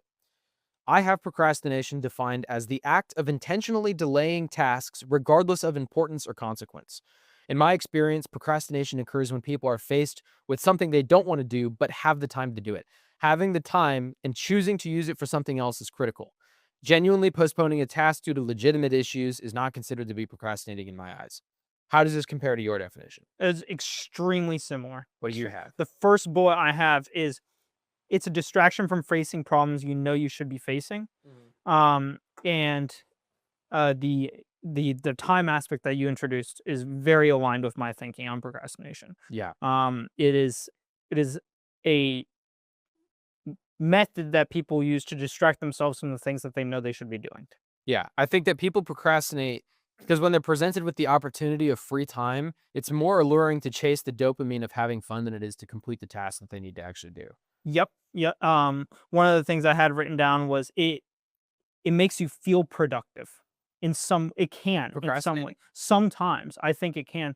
Like if you are, I think people will mask it with the illusion of productivity. Like Like they'll they'll do sit on something social less media important? and they'll be like, "Oh man, I learned this cool thing," Mm. right? Or It's they'll rational. watch Netflix and they'll be like, "Oh man, like now I can talk with my friends about this show. Like that's a good thing. That's a It's bonus." rationalize it. Right? Yeah, I think a lot of people rationalize and don't even see procrastination necessarily in their lives. I think some people will notice that they're procrastinating, and then people I think will create other things to do to distract them from the things that they should be doing, and then will convince themselves that the other things that they are doing are actually also important and that need to be done. Right? This is kind of like my thing about the whole like make sure you wake up at 6:37 every day so you can see the sun at 12 degrees above the horizon, and then stand on your little grounding bed for 5.5 minutes and Morning do routine. your 6 hand claps and raise your arms up as the sun goes up, right? And make sure that there are 3 clouds in the sky, but don't look at 4 because that'll give you a bad omen for the day. Like Right. this kind of shit, right? Like sometimes the work just needs doing, right? But people will get into this like mental phase of like, oh man, this is like so important. Or like, Hermosi talks about like all the people who like start their day with 2 hours of like morning journal and like 2.5 minute cold plunge, and like make sure you sleep on your left side versus your right side on odd weekdays, and like all this shit. And it's just like just work. Right. Have you considered dieting less and eating better? Right. Or Exactly. eating better and working out more? Right. Yeah. It's just like, are you hitting the macros? Right. Right. And I think procrastination can disguise itself in these ways. And that's something that I saw in my life that I've consciously tried to kick over the last months actively. And I've always tried to fight it and to optimize my time. Mhm. But as I go through life, I become more and more I guess aware of these little different things that I see as like mission critical, but that are in reality detracting from the true goals of my life and the central focus of I'm letting the peripheral come in and it come into my center vision rather than just letting the center vision be it as it is. I think what's interesting is that when you procrastinate on something, it's not necessarily so important that it's stress inducing. Like it doesn't Yeah. has to be that. And that's the tricky part is that people know that they should do something, but it's not absolutely necessary. So like, Yeah. dude, some of the houses that we've toured, you should clean your house before you have a showing and show your house to someone who wants to buy it. A lot of people don't. Yeah. A lot of people leave a fucking nasty ass shower. And like that's not alluring to a home buyer, right? Something you should do, but if I have 15 minutes that I could use to like maybe scrub the toilet and wipe down the bathroom real quick. Oh, but I've been working real hard lately, so I should probably like take a break so I have the energy to do the next thing. Right. Right. Or for example, I actually noticed some of this in the courses I was watching for my ad stuff for dropshipping. Mhm. The guy is really smart. He has an ad agency. He does really well for himself. He has a lot of really great information. He has that data. He has a stack of evidence, right? But simultaneously, I look at it and I go, like, the video walkthroughs he has are completely unedited. And then like sometimes he'll pull up a document and go like, oh man, like this is the wrong version. Let me tweak this real quick. And like in the video, he'll start tweaking it. And like in my mind, I'm like, It's not prepared. just spend 5 minutes to tweak it before you record this video of yourself going through it. Because like, it doesn't change the information you're putting out, but it can present it in a more cohesive way that will resonate with the audience better. Right. And so it's like not mission critical, but it is something that you could do. And I don't see that as I had a way to tie this into the procrastination thing, and then I lost it. But yeah, I was piggybacking off of your point. I completely lost Well, everything up my train of thought. But if you're super stressed about something, like if I have a test to study for and then I procrastinate by going golfing, right? yeah, I'm going to be stressed about the test the entire time I'm golfing because I know I'm procrastinating, and it's easier to overcome that and then go study because it's freaking you out so bad, right? yeah, I feel like procrastinating is like, oh, the homework isn't due until the end of the week, so I'll do it tomorrow. And then you go have fun, you go out to the frat party or you go golfing and you kind of don't think about it. It's like not important enough that you can push it off, right? But Oh, then the consequence later sucks. right. They push off cleaning their house because they're like, oh, I'll do it whenever. The mentor, the guy I'm watching on these ad courses, he pushes off cleaning up his videos because he doesn't really treat it as matter. And then when he's recording, he's like, oh shit, I gotta take care of this, right? Where it's like these couple little things are working towards your main goal and your main objective, right? But I don't know for a fact that he's maybe this course that he's putting out is not on his priority list, and I have the wrong perception of it, right? I would assume someone that's selling a home would put that on their priority list because it's probably one of their larger assets, right? Assets in quotes, depending on how you, right? We've talked about this before, but I mean, it could be tens of thousands of dollars one way or the other, right, depending on how clean your house is when you right, show it. Yeah. right, exactly. And so, that sort of thing, obviously we're presuming these situations to be as the result of their lack of attention to X, Y, and Z thing is because of procrastination and other avenues. That may not necessarily be their exact case, but I think they're good parallels because we've both seen people who distract themselves with other things when they have seemingly main priorities that they could be focusing on definitely a lot more. Well, think about it this way. When you're a student, your only objective is to pass your classes, right? Right. But when homework is due 2 weeks from today, you don't go home and crank out the homework that night because you have 2 whole weeks to work on it before the Right. homework's due, right? So you put it off and put it off and put it off, and then you cram it the day it's due, right? And then you submit it and you get a bad test, you get a bad grade on it, and then your professor shits on you about it, and you go, well, I had no time, right? And then you think about all the opportunities where you actually did have time and you chose to use it doing other things, Yeah. right? Because you wanted to go to the bar, or you wanted to fucking go drinking with your friends, or you wanted to go racing, like you wanted to do other shit that wasn't homework, and you chose to do other shit that wasn't homework, right? And then it comes time for the test and you do poorly on the test because the opportunity time that you had to study you didn't use, because in that time you had to use it doing like the homework after the fact, Yeah. and now it's delayed and delayed and delayed, right? And it's so easy to, I think that procrastination, the key to it is it's putting off something that could easily be done now. But that's the problem, is it could easily be done now, meaning I can easily do it later. And when given the option between now and later, most people pick later. Yeah. And I think that when you are confronted with free time, there's kind of a duality between these two types of people. There's the type of people who feel like they've worked really hard recently and they should take the time to rest and recover and recharge their batteries so they can do whatever's next, right? And then there's the type of people who feel like you have the opportunity to complete tasks that you've wanted to do for a while and it'll bug the shit out of you if you don't do it, right? So in the fucking 5 minutes that I had to hang out at the bar before I came here today, I recently found out that you can find people's birthdays through their LinkedIn profile. And a lot of contacts in my contacts list, I don't have their birthdays listed there yet, but I want to wish them a happy birthday to keep track of everybody and use my Google Calendar kind of as like a CRM, but for my friends, like an FRM, right? Could you define FRM? CRM is like a customer retention matrix or something like that. Okay. The TLDR is when you get a lead, you put friend it here. retention matrix? Is Yeah, that what you pretty were much. saying? Yes, Okay, yeah. sorry, friend. Yeah. And so it's an easy way for me to make sure that I tag up with the people who I know at least once a year to check in on how they're doing. It's a day that's important to them. They'll feel appreciated because I remembered. And honestly, going through the effort of hunting for everyone's birthday is kind of effort. So it's not just like an automated text or anything like that. There is effort going into it. But I had 2 or 3, I have maybe 5 minutes at Pauhana before I had to come here, right? And in that time, I was on my phone burning through LinkedIn profiles and birthdays through the contacts. I got like 10 or 15 of them done, all while Christian's in my ear talking, and Derek and Joel came over and we're talking too. And I was multitasking, doing all of that at the same time because I know that this contacts list is fucking bothering me because I've been working on it for damn near a year now and it's not done yet. And I want to export it to Google. I want to get it done as soon as I have by the time I have my real estate stuff done, because that could be potential leads. So every day that I don't have it updated to Google, I'm missing someone's birthday, and that's an opportunity cost on a potential sale. Or maybe a good friend who's going through a hard time and like could use some cheering up. Like there's the opportunity cost is too big. So in the 5 minutes that I have after having a busy morning, getting fucked by daylight savings, having a lot of shit going on and a lot of shit afterwards, because like like the 5 minutes wasn't a recharge 5 minutes for me. It was this is an opportunity to get shit done. Yeah. Right. And I feel like the other end of people are like, nah, Yeah. well, I got some time to chill. And like everyone has time to chill. Like everyone should take a little bit of time to like have a breather. But I feel like on the whole, it's kind of like the pennies on the scale that make you a loyal person or a non-loyal person, right? Like every time you have the opportunity to be dishonest and you choose to be loyal or honest, you can put a penny on the scale, right? And I feel like a lot of people kind of tilt toward I would rather watch Netflix than do the dishes. And I lean more toward, and you and I lean more toward the side of like, well, fucking fuck Netflix. Like I'll listen to a podcast while I do the dishes. Mm. Right. Yeah. Yeah. Yeah. I think this ties into a lot of people who think they don't have time, but they do have time. Yeah. A lot of that. And it's like, I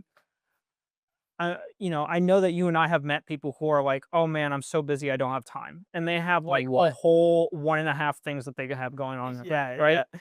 And it's like, you look at that and then you go, okay, like they think they don't have time. Right. And like, I'm guilty of this too. Like in the past and in the present, like I'll feel like I won't have time for something and stuff like that.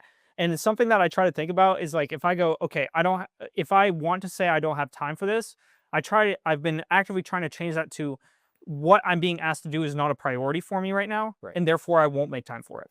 Right. Because I think about someone like Elon Musk, who has time to run Doge, run Twitter, run SpaceX, run Tesla, have literally a dozen kids. Yeah. Right. Like I think about him and he still finds time to doom scroll on TikTok. Yeah. And so I'm like, okay, I have time. I'm Yeah. just not prioritizing this thing that I'm being asked to do. Right. Right.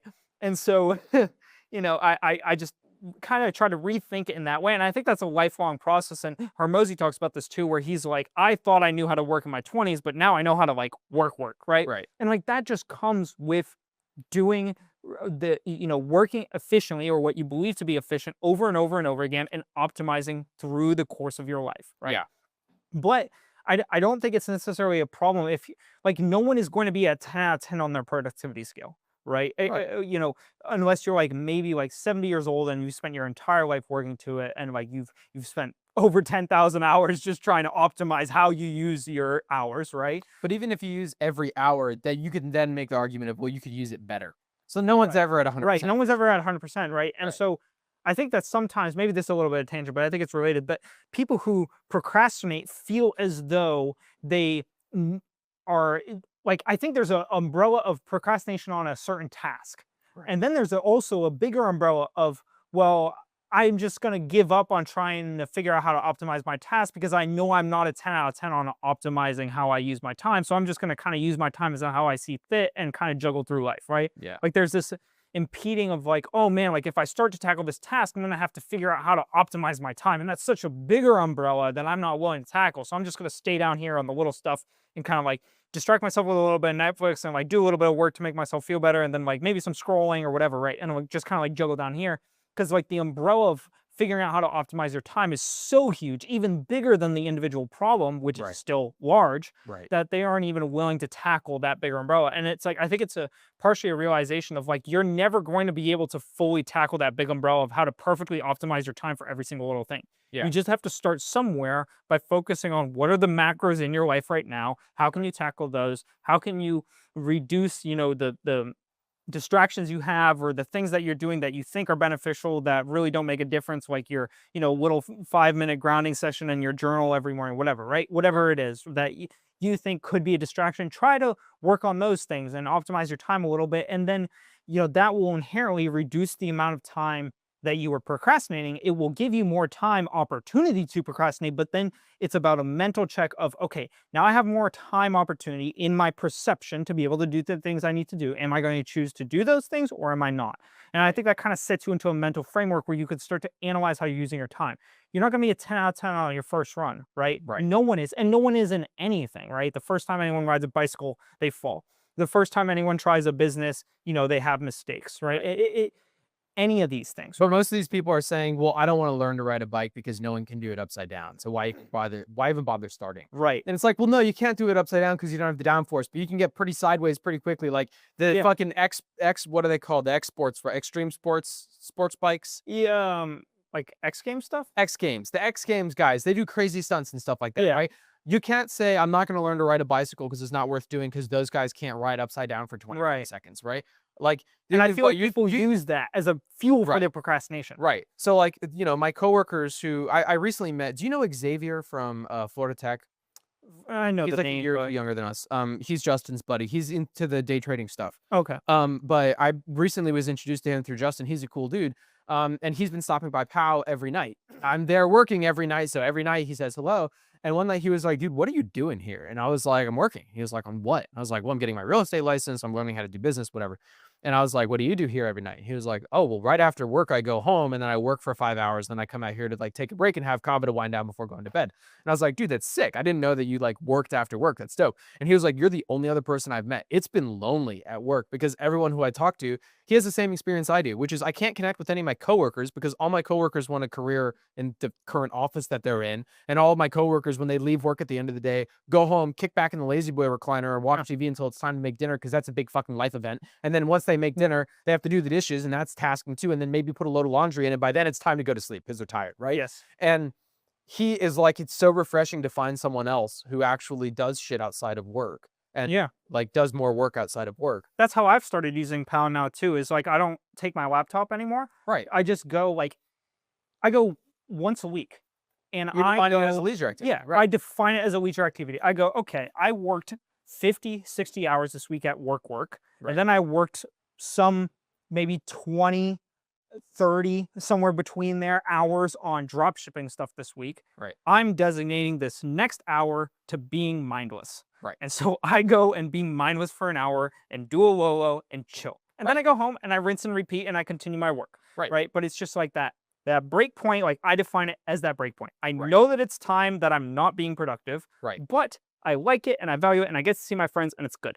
Right. And I think that the important distinction there is you're completing so much other stuff that you can designate time as a break and have it truly be a break. Yes. It's not meant to be something else. It's Yes. not an opportunity of free time that you're taking and choosing to use it as a break when you don't really need it, right? Great point. And that's what I see a lot of people doing with their breaks that they makeshift into their mind as productive activity. Right. Right. Like a lot of these like crazy morning routines or these like crazy setups that people have to get into the mood to work and like all these different things that people do. Like a lot of it, I think, comes down to the work just needs doing. And if you're creating all these extra things in your life that don't really add productivity or meaning to the main task and goal at hand. Yeah. I have a couple examples of why people procrastinate. The first I have is to avoid emotional discomfort. So my examples are firing someone or asking for a raise. You're afraid of rejection or you're afraid of like emotional discourse. So it's easy to postpone that, for a multitude of reasons and by many different metrics, right? Yeah. The second is avoiding tasks that are boring or unenjoyable. So for example, scrolling on TikTok instead of doing your monthly finance, right? So every month, Grace and I, when we go shopping, we keep all the grocery receipts because we split the grocery bill, right? So at the end of each month, I go through and I manually input the receipt into an Excel sheet where I also track rent, water, utilities, right? And then I split it up, right? So I do that at the end of every month. And at the same time, I go through all of my personal finance accounts and all of the cash that I have on hand, and whatever other assets that I have. And I tally it up at the end of the month to calculate how much money am I actually working with? What can I lean on if I have an emergency, right? I do it on the 2nd of every month. I have that day designated, right? Well, the 2nd of this month, I had a fucking showing to do with one of my clients. And after that happened, I had a bunch of other stuff to do with the MLS to get that set up. And then after that, I wanted to do the department. Like I had other things prioritized, right? So instead of taking the time that I would normally have budgeted out on the second to do this personal finance stuff, I decided to use that instead to do real estate stuff, right? So what I essentially said was, okay, I have this time blocked out. No one else is talking to me. No one else is doing this. I have no other plans. I have open time to do this personal finance, right? I could easily use that open time to scroll through TikTok. And instead, I'm going to use it to do the personal finance, right? And instead of doing the personal finance, I'm doing something even more important. And it's not procrastinating the receipt stuff. Yeah. Because, like, Grace doesn't have the money to pay me for groceries this month. So it's not even a fucking issue. Like, I just do it because I like it. I'm not struggling to pay rent this month. I don't owe rent in April. So like I don't need to do my personal finances right now, right? Yeah. But this sale could be rent in May. So I need to prioritize that right now. Yeah. Yeah. Even though it's boring and unenjoyable. I also have delaying the possibility of imperfection, which is interesting because I think it's the inverse of what you have, which is you obsess over shit for too long to get it perfect. But this is not even starting it because you're worried it's not going to be perfect right off the bat. So the guy who I mentioned in my in the last episode, the guy who does he sells security systems, right? And he wants to start his YouTube channel, and I was like, it's not going to be good if you never start it, right? He is delaying it and delaying it and delaying it because he knows it's not going to be perfect. And a fucking awesome working example that we have done is starting our podcast intentionally with nothing but a camera and microphones. I didn't have a sheet for our first podcast. We filmed it in your living room. The cats were taking shits next to us while it was happening. This is facts. There are podcasts where we literally pause and we're like, cat's taking a dump. The first one, yeah. They've almost knocked down the tripod. Like we started it knowing it's gonna be rough, but we're gonna start it knowing it's rough so that when we get the progression and then we have like a Matt Cox level, Hormozy level podcast with a production, whatever, right? Like you can see, hey, like if we can start when it's bullshit and make it into something great, then there's no reason to delay until you think it's gonna be great. Like, I don't know what makes, oh man, what's his name? Whatever, fucking Jimmy. I don't know what makes Jimmy think that his podcast is gonna be gangbusters on its first go. Even if you have a professional studio, if you and I recorded our very first podcast in a professional studio with professional scripts and microphones and a makeup crew and everything and professional editors, it'd still probably be shit because we've never fucking done it before. Right. So people will delay it because they want it to be perfect the first go. And the last one I have is they want to avoid physical discomfort. And that's because sitting on the couch feels way better than working out. Yeah. 10 out of 10 times. And so people want to avoid physical discomfort. Very true. Yeah, I think part of the problem I've been battling is I've gotten good about starting somewhere and just working, but I struggle with when to stop. Like like I've gotten decent at least starting somewhere and being like, it's gonna be shit. That's fine. Just do it. Right. I've gotten that. I've gotten that pretty good. My probability of hitting that is high.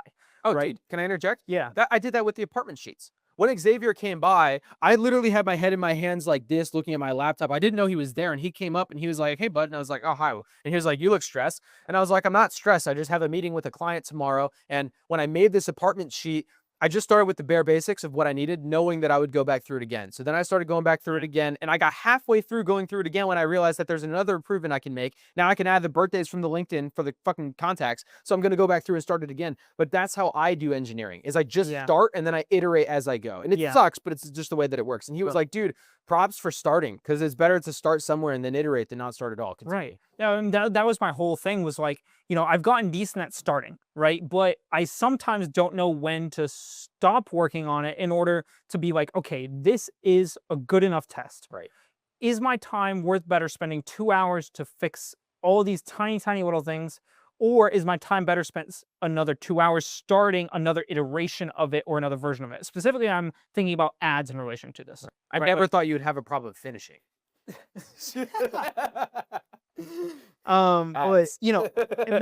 Making advertisements, like at first I was pretty good about making a start, but I was spending all these hours tweaking all these tiny things that as I started to work through this and to run them, I realized that all these tiny little things are probably making no difference in my end outcome. And so now it's like, instead of spending 8 hours on one ad test set that I make, Hmm. I spend 6 hours, and then I delegate the next 2 to starting the other ad set that I'm going to run. And like, it'll go from maybe 8 hours I spend to 6 hours to maybe 5, and then to like 4.5, and then 4 minutes and 4 hours and 15 minutes, right? I'll like continue to whittle that down based on like what's the minimum required that I need in order to gain the most return on ad spend, quite literally, that Yeah. I get out of this, right? What's Right. my return on investment? Right. And so it's like that process. Like if I were to start my journey and be like, I need to figure out how to whittle down to the bottom of this funnel right off of the get-go, like I would never start, or I just make shit because in reality would need 8 hours to be able to learn how to get down to 4.5, or I would either make shit because I need to start 8 hours to figure out how to make 4.5, and I would only give myself 4.5, or I would never start because I get to 4.5 hours and I'm like, well, it's not what I want, and so then I would cut and restart, and I'd never actually go through the process of being able to learn how to get down to the funnel. You need to know what's inefficient before you can make it more efficient. Yes. I had a conversation with my dad this morning, and he brought up something similar because he's having to deal with all the Doge stuff. And he was like, it's a big fucking issue because Doge came in and said, fire everyone on probationary, which means from when you're hired, your first 2 years, you're probationary, meaning it's easier to get fired. Yes. Because if you don't meet performance metrics, it's easier to get fired. And they said just fire everyone who's probationary, right? And that's an issue because there are some new people that do really, really great work and don't deserve to be fired. My dad is technically one of them because he's in his first 2 years of the SES position. And so he was like, a lot of government programs are following those orders and firing people, but NASA isn't. NASA is pushing back and saying, listen, you can tell us to be more efficient and to make like budget cuts and to fire people, but you have to let us determine who we need to let go. Because there are people who are not being efficient and who are not working, but have been here for 10 years, and it's time for them to go. And there's some people who have only been here for a year who are fucking killing it, and they're motivated, and they need to stay. Yeah. And so it's a great example of you have to have the perspective of what the full task encompasses and where the inefficiencies are in order to whittle it down. And it is whittling. It can't just be done all at once. You'll fuck it up. You'll do it. You'll make a mistake because you're going to cut something that shouldn't be cut on accident. Yeah, and I mean, I think there's different approaches to it, right? Elon Musk talks a lot about how if you need to be able to cut so much that you're adding stuff back in, and if you're not adding stuff back in after you cut, you probably didn't cut enough initially, right? Right. So that's kind of his mentality on it. But I also understand the pushback of like, hey, you can't cut all of these new people because there's a lot of good new people. There's some bad new people, right? But give us the delegational authority to be able to cut, right? And so I think that there's different ways of approaching it, and I think that there's pros and cons to every avenue, right? But the problem is when Thanos snaps his fingers, he gets rid of half of everybody. So half the criminals are gone, but so are half the cops. Right. And so you've got to be, maybe the Avengers aren't ideal because they only kill one bad guy at a time, but Thanos killing half of everyone, good and bad, isn't great either. There's some in between there, right? Yeah, there's some in between there to work. And I think that push and pull will kind of result in an in between. Yeah. Like I'm in my first 2 years, I haven't gotten fired. Right. So, there is obviously some push and pull there, and there's some working there. NASA's pushing back. There are other departments that aren't. They're just like, goodbye. Yeah, true. Yeah. And, it's a complicated time, and I think that, at least specifically to the politics things, does need to be a lot of clean house for a lot of these different organizations, including NASA. Right. There's a lot of bloat. It's just you have to cut the the shit that doesn't matter. Right. Yeah, you can't cut the shit that does. So like when you're cutting transgender animal studies in Africa, good, fire them. Their job shouldn't exist at all. Right. Like, no hate to the person who has the job, but the job role shouldn't exist. But there are important job roles that are filled by good people who are doing their job, but you're saying that they should be fired just because they haven't been here long enough. And that's not fair. Right. Right. Because you do a great job. You just got the award earlier this week for doing a great job, right? Yeah. And so if NASA just like did what Doge said, then you would be fired right now, even though you just got an award for doing great work. That's true. Yep. For a great price. True. Your salary isn't anything crazy, depending on like even in a comparison to the work that you're getting. I got my cup. You got a mug? Yeah, I got like an award mug. Oh, nice. Dude. Yeah. Oh, like a trophy? No, it's like a mug, like a regular mug, but it's like got a little like award logo thingy going on for Comet, Artemis. You love mugs, dude. I do. I needed another one too. I think the only 2 mugs that I own, and it's intentional, the Vision 79 mug, which I never use because it's the first piece of Vision 79. I used it and then I broke it. So fuck. It's the first. You got the only remaining. I have it. I'm not wearing my first shirt anymore either because it's starting to fade. And I'm wearing my first shirt and it's fading. That's good.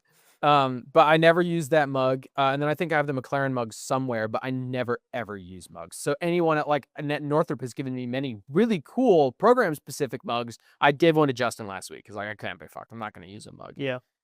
But in any case, it's a great example of you producing quality work and shouldn't be fired, and other Yeah. people are in the same situation. Whatever. Anyways, that's what I have for segment 1. That is, yeah, I want to add briefly. Sure. I think that procrastination can also take your mind temporarily away from that stress too. Like it's a vehicle to get Coping. right. It's coping to an extent. Like if you're scrolling on social media, you look at some funny memes and you don't feel the stress of whatever you actually have to do in your back of your mind, right? Yeah. Um, and it's a process of waiting for problems to solve themselves too. For some people, I think that some people just hope it will go away and it will fix itself, and 9 times out of 10 it won't. Yeah. But Chris Williams. people will look at the 1 out of 10 times that it magically went away or something else happened in their life and they were able to find some way out of it or whatever, and then they use that as an excuse for why they don't have to tackle it. Well, that's manifesting, and it's a real thing. But Chris Williamson has this really great bit on like the best way to reduce anxiety is to just send the email.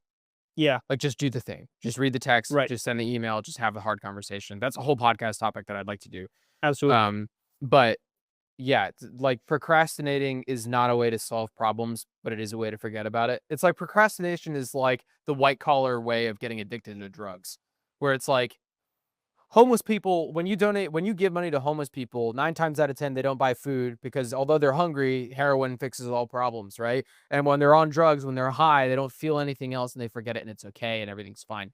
So when you're having fucking marital issues and you want to fix it, but instead you fucking scroll TikTok or go shopping or something, you just like are trying to forget about the actual issue instead of Yeah. confronting it head on. Okay. Segment 2. This is on how to stop procrastinating, which we've touched on. But I think that the key to quitting procrastination is really, really, really easy. Knowing what task you should be doing is a prerequisite for procrastination. So you don't have to figure out what you need to do. You already know. All you need to do to avoid procrastination is to do the thing. That's it. Just Yeah. do the thing.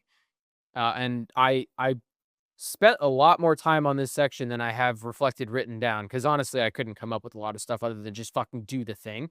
So I'm curious to know what you have for this section because I can't think of anything else really apart from like just do it. Just Yeah. do it. It's The fucking first like, thing on my list is do it now. yeah, do it now. That's a good way of saying it. Yeah. I touched on this some podcasts back, but something that helped me in a similar way was to like reiterate in your head as soon as you think of something that you should be doing that you're not doing, to reiterate in your head like to do it now and do it now and do it now and do it now. And like as you do that, it'll build enough anxiety in yourself to where you go and do it. Yeah. Right. I use that trick for like getting out of bed in the morning, or accomplishing tasks that I know I should be doing that I don't feel like doing, stuff like that. Yeah. Additionally, something that I thought of was having notes to yourself of, um, after you complete a task that you didn't want to do, but you did it anyway and you push yourself to do it, jot down one sentence of like why it was important to just start it and complete it. Right. Right. And that sentence could be like, um, I I felt relieved that I finally tackled it, or it wasn't as bad as I thought it was going to be, or Yeah. now I know the next thing that I need to do and I feel like I'm progressing. Like just one quick thing. Like if you're really struggling with this, like write down that one quick thing, and like you'll have like then next time as you're building through this, you'll have like a small list of things of like why you should do it now. Yeah. Right. You're motivating yourself. Yeah, and it doesn't just come down to like muscle memory or memory of like recognizing why it's important. You actually have a small little documentation, not something time consuming. Don't create it into another distraction routine from the things that you should be doing, right? But to just have those couple of things if you're really struggling with procrastination as like reasons why for yourself. Yeah. Your 13 reasons why. You're procrastinating from procrastination by figuring out ways that you can Yeah, don't use this as a fucking procrastination tool from your shit, but to do it only after you do a task that you know you should have been doing that you procrastinated on, and then a reason why you should not procrastinate in the future. Just a quick thing. That's a great positive way to motivate yourself to get the thing done and to start doing it. Yeah. I was talking to Christian the other day, or Christian was talking to me, about running because Alinka, Grace, and I were having a conversation about working out because Alinka has been going to the gym more. She has this new calorie tracker. We were talking about it, whatever. And she was like, "Yeah, I've really been enjoying going to the gym lately. I just go through phases of like I wake up and I feel gross and I don't want to go." And I'm like, "You feel gross?" And she's like, "Yeah." And I was like physically not good. And she was like, "No, like I just don't feel like I've seen a lot of progress and I'm not motivated to go." And I was like, "Oh, I wake up like that every day, and that's all the motivation I need to go." Because I wake up and I'm like, "God, you fat ugly fuck, go to the gym." And then I go to the gym and I'm amped to be there because I'm Mm. getting rid of all this fucking waste, right? And she's like, "Oh, okay, well, that's not entirely inspiring to me." And I was like, "Well, maybe you're not that ugly. I don't know." But on the days where I wake up and I feel goated and I flex in the mirror and I feel awesome, that's another reason to go to the gym because now I feel awesome, right? Yeah, yeah. So it's like, regardless of how I feel, I'm going to the gym. The enemy and Christian came over and he was like, "Oh, I don't feel that way." And I was like, "All right, good to know." And he was like, "Well, if I don't feel good, I don't want to go to the gym because I just want to feel bad Yeah. about myself. And if I feel great, then I feel good and I don't want to go to the gym because working out makes me feel worse." And I was like, the enemy for me of going to the gym is being complacent.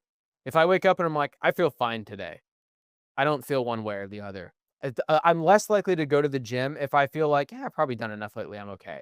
If I feel like shit or I feel awesome, I'm in the gym and I'm amped to be there. And on the days where I know I feel mediocre, I can identify it and go, okay, today is the day, like, of the days when I don't feel like going to the gym, this is when I'm most vulnerable because I feel like I've done just enough to skip a day. Yeah, yeah, and another thing I wanna touch on for procrastination too is, like, when people say they're like, "Oh, man, I don't have the time for this," or, "Oh, man, I don't feel like doing this," or, "Oh, I don't wanna, like, do this right now because of X, Y, and Z reasons," or they make up all these excuses, and, like, I used to just think to myself, and now I've started saying, 'cause it feel as though it has an impact, that's part of my authenticity journey on a side note is, like, my thoughts, what I say, and what I do are in alignment, and I work on that continuously, but what I've started to try and align through authenticity is what makes you fucking think that I feel like doing it?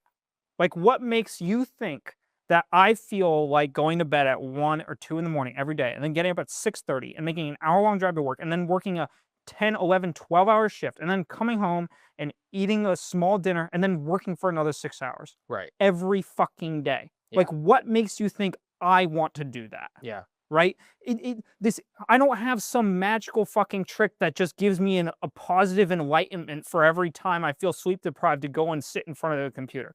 Yeah. It doesn't work like that for me, and I don't think it works like that for anyone, right? It's Yeah. just about like there are tricks you can use to motivate yourself. There is value that you can generate, and there's thought processes and perspectives that you can use, right? Like a guy standing looking out of a window, just plainly is just a guy that's depressed looking out of a window. But a guy with a cigar in his mouth is a fucking philosopher, right? It's that same kind of like you can change your perspectives about different things to kind of help you go in that work. But ultimately, I think a big factor of it too is like there are plenty of other people that that have it worse that are doing more. Yeah. And so it's like it's not always about feeling like doing it. Sometimes you just have to do it, Yeah. right? I saw this really awesome, like, brief synopsis. It was a written post, of Lewis Hamilton's childhood, Mm, and the Lewis Hamilton's dad, I think, if I recall correctly, he's at every Formula One race that Lewis goes to. I think yeah. he follows the circuit. He's at every race. I think he's been there for every race win that Lewis has had. 106, I think. Wow. Um, but growing up, they didn't have much money, and his dad worked 3 jobs. So his schedule, they had it written out because he kept a diary or something. He would wake up at 4 in the morning to go work his first job, which would end at like 5 p.m. And then he would go work the second job from 5 p.m. to like, I don't know, like 8 p.m. or something like that. It was like 3 hours. And then he would work from 8 p.m. to close at the next job at like 2. So he was only sleeping like 2 hours a night or something like that. It was like very limited sleep. And then on the weekends, he would work like Saturday mornings and then he would take Lewis to a race, work on the cart. He took like a banged up old cart, but he shined and polished it to make it look brand new for Lewis so that he felt better about being in the back on an old engine, right? Mm, And then on race day he would shine. Um, he did that for 10 years. yeah. For 10 years, he slept. I think I must be saying the schedule wrong because I can't remember how to make 3 jobs work in it. Maybe it was like he worked 1 job Tuesday, Wednesday, 4 Thursday. to, like, Or maybe 12, and he then would 12 to 6, he would and then yeah, 6 to, like, yeah. 12, He was something. sleeping an average of like 3.5 hours a night for 10 years, Yeah, nonstop, 7 days a week for 10 years. yeah. And That was a really emotional post, and I put that in junction with a different interview that I had seen recently of someone talking about Lewis Hamilton's dad. I think his name is Anthony Hamilton. But after the Abu Dhabi Grand Prix, where Lewis lost the 8th championship on the last lap, he sat in the car when he came back to the pits, and he was like, no one knew how he was feeling, if he was upset or if he was sad. He got out of the car, kept his helmet on, and he walked straight back to the garage, where he met his dad, and he took his helmet off, and, like, you can't see his face, and he just hugs his dad, and his dad whispers something into his ear, and when he pulls away, you can see him, like, firm up, and then he goes on stage and shakes Max Verstappen's hand and, like, treats him as an equal and like a man. Yeah. And I'm like, "Holy shit."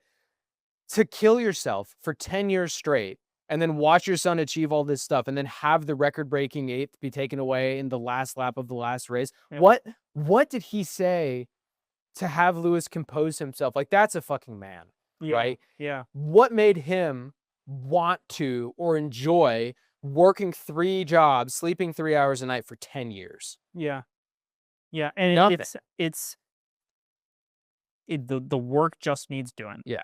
You know, Yeah. and I think there are things that can help you, there are things that can hurt you, but ultimately, if you're able to just push through it, and willpower and discipline and long-term perspective, um, you can really start to whittle out the procrastination and start to really make an impact on your life. Yeah. I think that it's easier for athletes because I when I was thinking about this, about procrastinating, I was thinking about a lot of rowing because most of my goals in growing up in like high school and stuff was winning races. Mm. And every day that I had to wake up at 5 a.m. to go to practice, it wasn't even a question. It was like I just did it because I know that if I don't train, then I don't win. And so, okay, so I have to train, and training means waking up at 5 a.m. So you're just going to do it. Yeah. So it was very binary for me. It was like an if then statement. It was like if I train, then I win. I want to win, so then I train. Right. And like there wasn't an option for it. Like Yes. I think the problem is people give themselves too many options. So like today, like for practice, if I don't show up for practice, the boat can't go out because you can't row with one guy short. So then the whole boat is beached. Yep. And everyone else wants to win just like me. So I have to get up. That's just what I do, right? And when I leave work every day, I don't have to go to the gym. I can go home. Yeah. I can go to the bar. You have so many options and so many opportunities. People, I don't think they have the discipline from that I got when I grew up with rowing to say to themselves, "I know compulsorily I have to do this," right? But it's odd because you have to go to work every day, and everybody makes it to work on time every day. Hmm. So you don't give yourself the option to not go into work every day. You go into work every day, but you give yourself the option to skip out on chores or skip out on working out or skip out on Yeah. Yeah. whatever else. Like, why do you give yourself the option? Everyone has the ability not to, and you're choosing not to. You make the Yeah. choice. Yeah. Yeah. And I think that recognition of choice is important too, Yeah. because I think a lot of people jump into this, fall victim of procrastination because they feel as though they aren't making the choice. Life is making the choice for them, and they just don't have the time because their life is that way. Right. Right. And I know I'm making a conscious choice to sleep less and to not work out so that I can work more on drop shipping and to, not focus on all of these, other things that I could be doing, or not focus on the Porsche, for example, or like I know that but I'm I'm not procrastinating on not going to the gym or not working on the Porsche or not doing these things. I am redelegating my time for this period of my life to my central goal.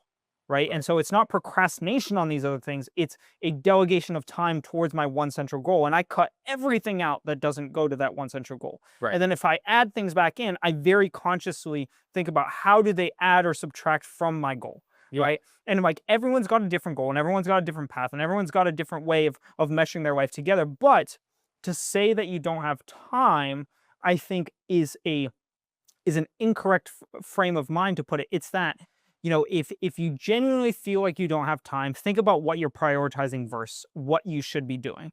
And if you genuinely have some things in your life that you are strictly prioritizing that are important to your goal, then maybe you don't have time for this thing because it doesn't add value to your goal. Right. Right. But that channel of energy, I think, is important. I think a lot of people don't have that channel of energy to begin with, and then they procrastinate with all these different things that they think are, like semi-important or that are like sort of useful or that they need to do or whatever. But that just isn't the truth. Yeah. You know? Well, and I think also people don't have a vision. Like they don't have a goal. Like Yeah. their goal is I'm going to keep working until I can afford to retire.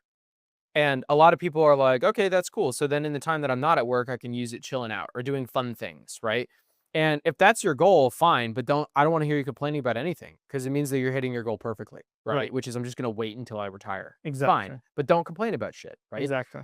And I don't understand that because if the goal is to retire, I'm going to try to figure out the fastest way to do so. Yeah. And if the fastest way to do so has me retiring at 62, maybe it's not the strategy for me because I want to retire earlier than that. So maybe I'll try something that isn't a 9 to 5 where I have to wait 3 years between promotions. Right. You know? Right. It's about the centralization of your goal, and procrastination is a detraction from that goal. Right. Right. And so to figure out what the goal is, to tell yourself to do it now, to conquer it in the moment, and to push that goal will inherently whittle out the things that do not add to that goal that you have. Yeah. Right. It's detracting from the main event. Yes. The main Yeah. Yeah. Yeah. right. Yeah. So and in addition to that, my last bullet point on how to stop procrastination is to just start somewhere and to continue to practice prioritizing the main things that you should be doing. Yeah. And through practice, even if you don't do this little note thing where you write down why it was important to start, Right. through practice and through repetition, you will inherently see the value in putting aside the procrastinating stuff that you were doing and just focusing on the goal. Right. You will inherently start to see the fruits of that labor come to fruition through the weeks and months that you do it. Right. My last notes are just do it, don't be a bitch, be a man, and nut up. There you That's go. my last bullet The points. perfect summary of the last 20 some odd minutes. Yeah. I mean, I didn't have anything else. Like, it's just Yep. fucking like, there's not a fucking special method or special, like, there's stuff that can help you, right? But even then, you can't write a letter about how easy it is to, like, how happy you are that you actually did the task if you don't do it ever in the first place. If you procrastinate indefinitely, then, like, you'll just never do it, right? Yeah. Okay. Segment 3 is on us specifically, how we procrastinate and what we plan to do about it or have done about it in the past. Now that we've defined procrastination, spoke about how only weak pussy people procrastinate because they're bitches, let's hold up a mirror and talk about how we procrastinate. What's one thing that you used to procrastinate and one thing that you currently procrastinate today? One thing that I used to do quite a lot, I didn't prioritize my time effectively. I thought I had to do all these different things. And for example, like I had to work on the Porsche once a week, and I had to um, figure out how to uh, have time to journal at the end of my day, and all these different little things that at the end of the day, they weren't adding concretely to my main goal, which was business and self-growth. Yeah. And so I cut those things out and replaced them with things that I thought were better vehicles to accomplish that, Right. my main goal. Right. I still definitely do scroll on social media for probably 30 minutes a day, here and there, right? And a accumulation of 30 minutes a day throughout Right. my day. Right. So that's something that, I don't really need to do that. I've actively tried to replace my scrolling. I either have a scrolling time where I'm like, I'm just going to look at dumbass memes for the next 10 minutes. And that's just what I want to do. Just a quick, I just want that, right? Right. That's my little guilty pleasure. That's my candy, right? Right. But I try to also replace that with product research. So I have a specific TikTok account where I just research products on that, and I give myself the opportunity to get my little scrolling fix, but I'm actually doing research on something. So some of what we talked about in our social media podcast of, utilizing social media for useful purposes. Like if you're going to use social media, try to get something useful out of it. Right. Right. But sometimes if you're standing at a urinal, like you can just stand and stare at the wall. Or you can scroll through TikTok for 10 seconds. It's fucking like you don't piss for more than 30 seconds at a time. You're not going to learn some like fucking profound nugget of information on marketing in those 30 seconds. Like, don't bother. Like, if you want to scroll through TikTok, do it while you're doing something that is a short enough time that you can't actually learn something valuable. And then later on, use the time that you would spend like a dedicated time. Like I'm dedicating this time to sit on TikTok. You can use that time to then learn something interesting, but it's totally fine if you're doing something meaningless anyways. Like sitting at a stoplight, right? If you're sitting at a stoplight, you're 4 cars back, so it's not like you have to pay attention to the light because other people are going to go first, right? I don't have long enough to listen to a full Hermosi TikTok and actually understand and like take meaning from it and whatever. I just want to fucking like, I want to see what's going on with the Formula One news. So I'm going to scroll through my Instagram death reels and all my fucking racist TikToks and all my fucking Formula One news posts, right? And I'm going to learn that shit because I would be really upset with myself if I was sitting at home between going to the gym and going to the bar and scrolling through that for 20 minutes. Because 10 seconds at the stoplight gives me as much satisfaction as 20 minutes when I'm Yeah. trying to get motivated to go to the bar. Right, right. And so that's something that I'm still working on actively. And in no way have I figured out how to perfectly optimize my time.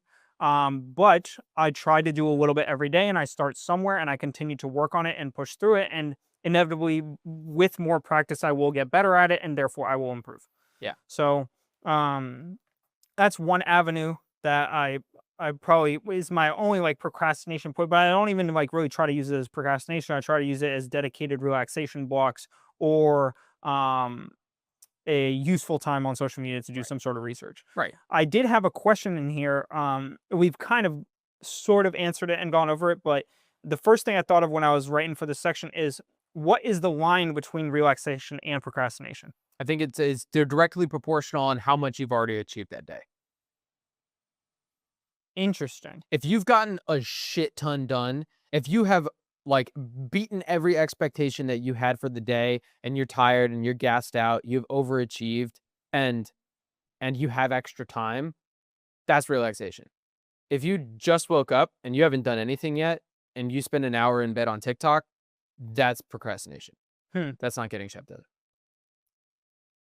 If you accomplish all your goals for the day, doesn't that give you the opportunity to do one extra thing at the end of your day? It depends. It depends on how aggressive your goals were set and how much energy you have left at the end of the day. It's really like, have you earned it or not?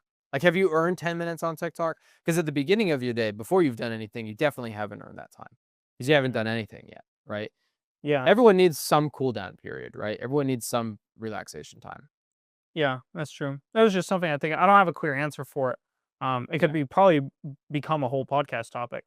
Yeah. Um, but yeah, Yeah. I I just mean, had a like, well, question. thinking about it, it's like the difference between relaxation and was it procrastination? Yeah, The difference between relaxation and procrastination is just, are you putting off something that needs to be done? Right. yeah, And so, like, there are, like, you could argue that, okay, well, I have things that need to be done. Like, I need to get my contacts done in my phone. Right. But I know that that isn't a pressing need that needs to get done right now. Absolutely. So if I gas myself out today and after my shower, I have whatever 5 minutes till bedtime, I could spend that doing the contacts, but I know that that's going to fire my brain up and it's not going to get me ready for sleep, which is now the next closest shark to the boat. Right. And I've done a lot today. mm, So, instead I'm going to do that. Another thing that I know I'm about to start doing when the Formula One season comes back, I watch Formula One races live in real time whenever it's happening. hmm, So at fucking midnight next Saturday, I'm going to be sitting down watching the Formula One race. I yeah, don't care how much work I've gotten done that day. I don't care how much sleep I've had. I don't care if I've earned it or not. I'm going to be doing it. And I'm going to like denote that as relaxation time. Right. yeah, Now, I know that in advance, I'm planning for it. So I know that that day I'm going to have like clear goals set out for that day for, okay, I know I have to go to the gym. It's a Saturday. So I have to grocery shop.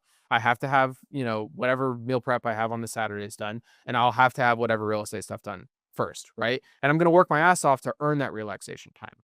So it's not procrastinating because it's planned. So maybe one of the differences between relaxation and planning is that it's earned and it's scheduled. It's earned and it's planned, right? Maybe that's it. Because free time, I like to think that procrastination is you have like an unexpected period of time in which you have the opportunity to do something and then you choose not to. yeah. The earning thing is really interesting to me because sometimes I struggle to figure out like what I've earned versus not earned because there's always someone doing more with less. Right? And so Sure, who but am I to say that I've earned it versus they don't even have the opportunity or the flexibility to be able to earn a reward, but they're still working harder than I am. they're in a different setting, right? You're comparing yourself to them Mm, when instead I would argue that you should compare yourself to you. yeah, So yeah. compare yourself to you know how Alex says like, you could become a millionaire at 25 and someone like Colonel Sanders didn't become a millionaire until he was 65, Mhm. right? So everyone's on their own progression path. And if you start comparing yourself to other people, you're just doing yourself a disservice. Yeah. So if you look at someone else who, you know, makes more money than you and works more hours out of the day than you, that's fine. But if you have considered what your goals for the day are and have set or week for me for the Formula One race, right? Um, The difference is I'll watch the Formula One race regardless of how much stuff I've done. Even if there's something pressing going on, I will shut it down for the race because I'm that passionate about it.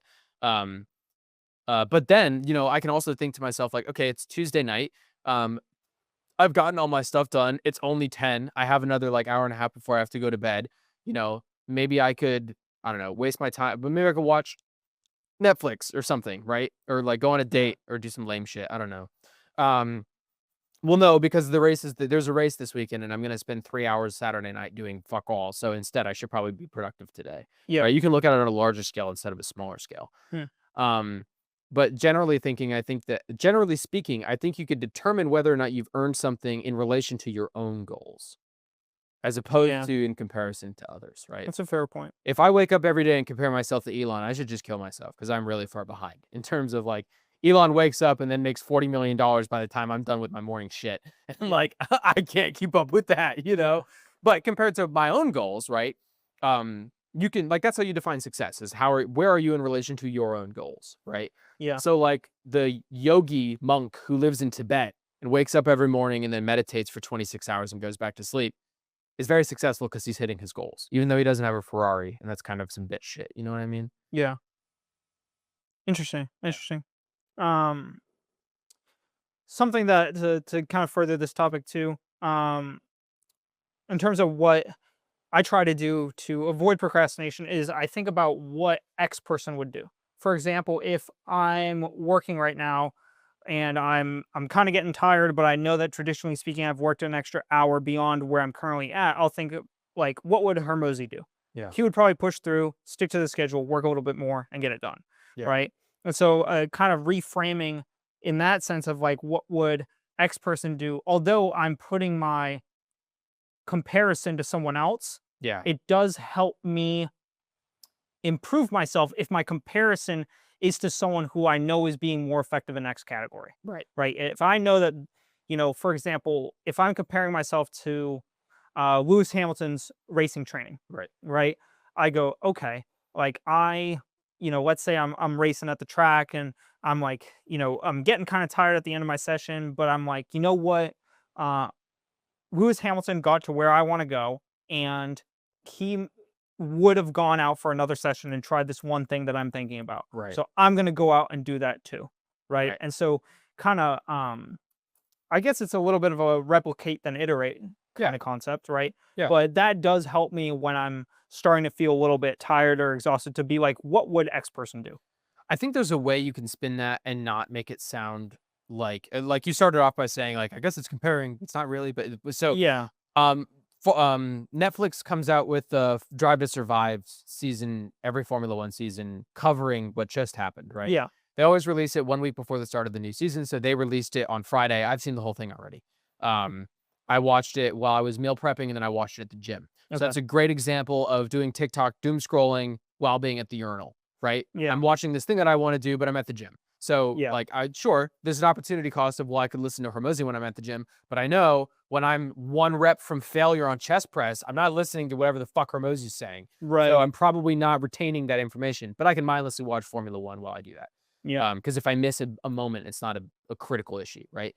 But in that series, it's so easy to judge all of them because it's meant to be behind the scenes. So when you see Max Verstappen behind the scenes, when Max isn't in the racing car or looking over racing data or at like a media event that he has to go to, motherfucker's sim racing.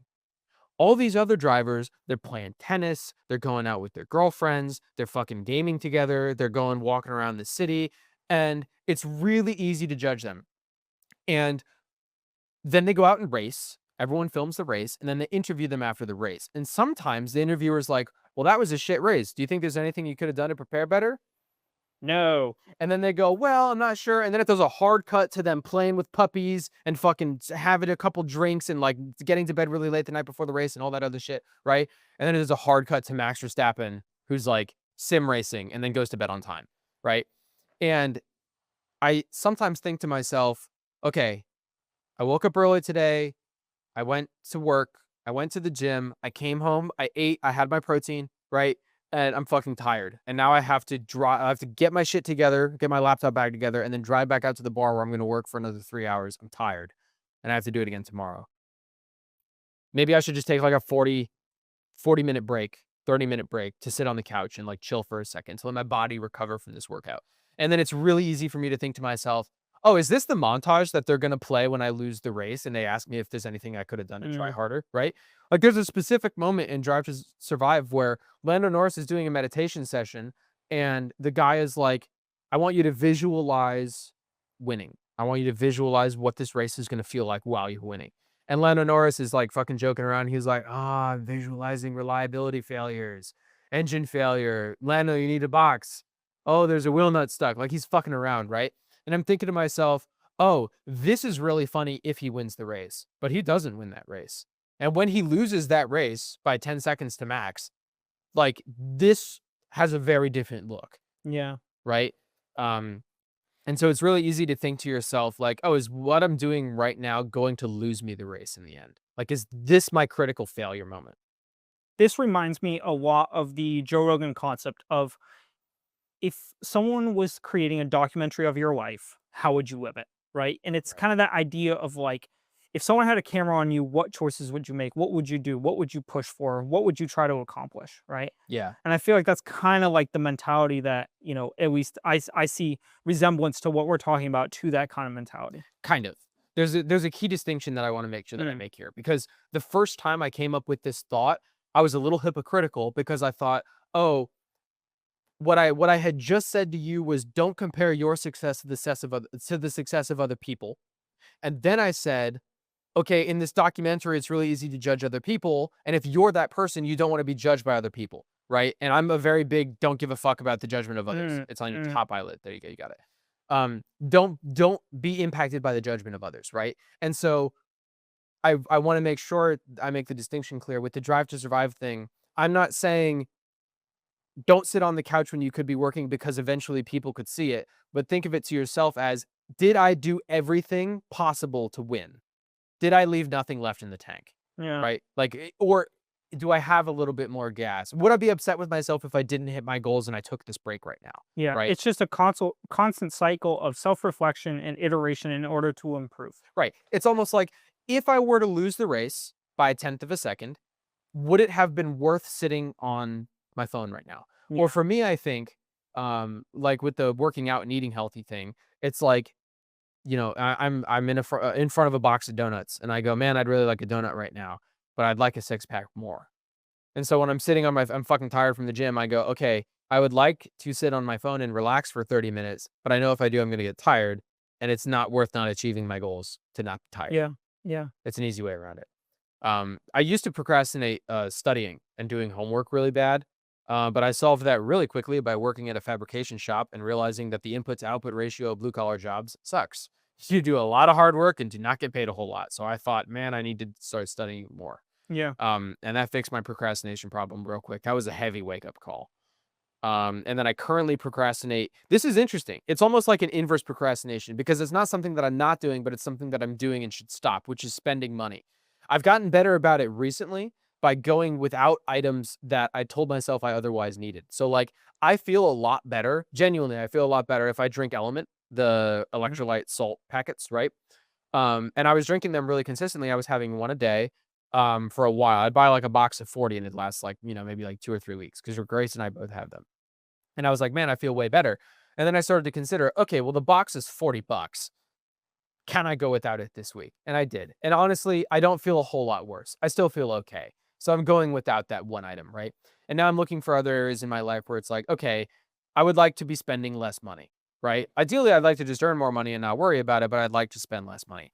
But it's tricky to do because I like to tip people when I am going to the bar, even if it's just loyalty, even though loyalty is $50 a month. $50 a month plus tipping a bartender every day for $3 is like $350. Like that's your fucking no, It's like $30. 140. Yeah, it's like 140. Um, which isn't a small amount of money. But Right. then it's easy to um, get a Lolo every other day, which Right. And then is it adds up. $10 with a tip, and that's an extra 150, and then you're at 300. Right. And then I go, oh, well, it'd be really nice to have like a cast iron pan so that I can start cooking steaks again because I haven't been able to cook steaks in a while. Well, okay, there's two problems with that. A, I don't know how to work a cast iron pan. B, they cost money. C, steaks cost money. So fucking nix that whole idea, right? Mm. Okay, I had to cut a bunch of meat this morning, and I have to cut more meat when I get home because we're having fucking like 10 chicken breasts and a bunch of like stew for beef for stew, right? Well, the knife we have is really dull right now. I would like a butcher block with a bunch of really sharp knives. Well, that costs money. Maybe I can get a single knife sharpener. That costs money too. Just push harder on the knife. Okay. Like, I'm starting to take things where it's like, whereas before I would have bought it because it would have been nice and made my life a little bit easier. Like patio furniture was a Christmas gift to myself. That was awesome, right? I bought a broom holder on Black Friday because it was $3 on sale that is going to hang up the brooms in the laundry room, right? Those are nice things that I have been accustomed to buying because they reduce a little bit of friction in my life. Yeah. But now I'm getting to the point where it's like, okay, this isn't helping me that much. Don't fucking buy it. Don't spend the money on it, Yeah. right? Yeah. It's I've had a similar concept in my life over the past months. And like one thing is my key battery in the BMW key has been dead for about a month and a half now. Camaros works so rarely. And like it's easy for me to get a $3 battery and spend a half hour putting it in. Right. But it's not such an inhibitor that I'm going to take out the time to figure out what battery I need and go and order it and then take the time to put it in. And it's like, it's not going to revolutionize my life. And like, maybe that one thing is like a silly example of it, but the concept is what I try to stick with because the concept I apply in other avenues and other aspects of my life. Right. And so it's like, do I need this thing? Maybe this one individual thing is fine. Maybe taking one day off of, for you example, the gym is fine. Right. But is that going to set a precedent for future days or future spends that I will have that will accumulate to something that is overall a negative impact on my goal? Right. And so like just sticking to that philosophy, although the key battery may be literally one good thing in a sense for me to do because maybe I waste more time taking my key out every time I have to get into the Beamer and then turning it than I would if I just clicked a button, right? Maybe. But the concept is what I try to stick with because that concept, if I continue to practice it, Yeah. will stick with me in terms of muscle memory or mental memory.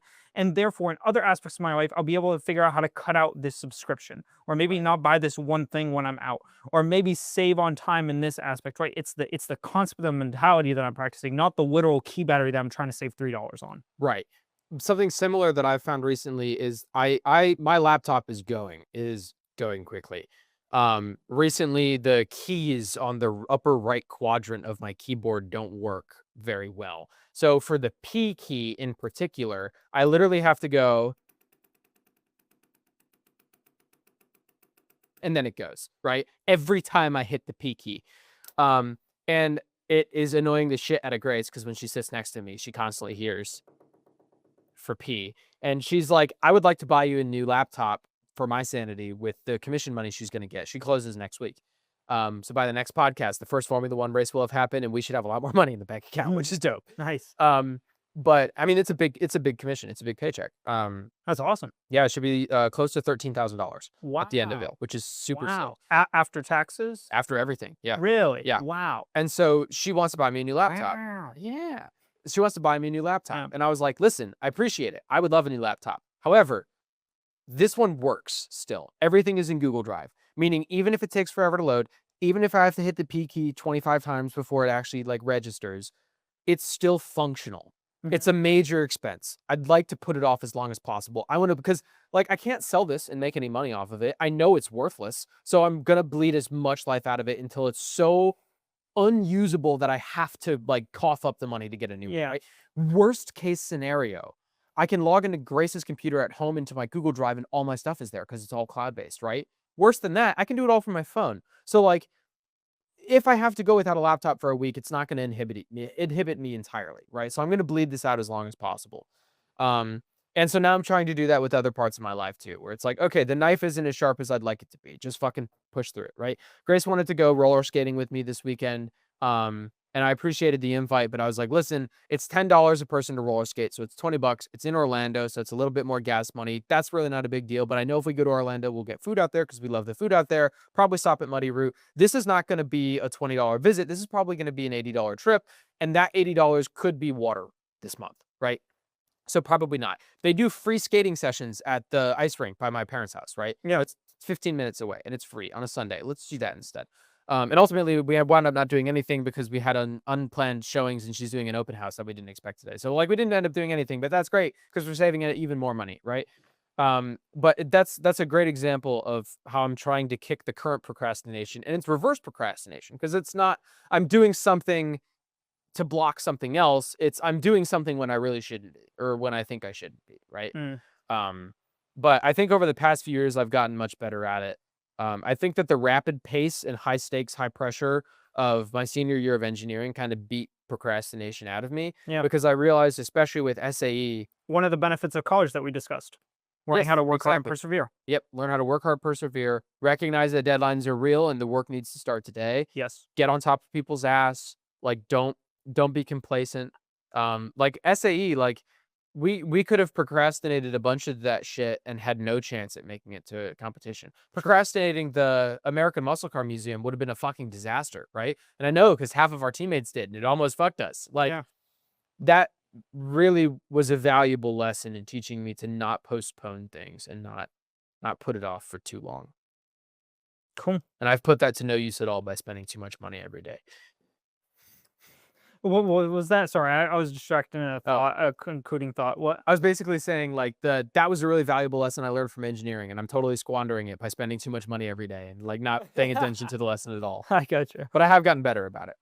Yeah, it's just about taking the first step and iterating continuously Yeah.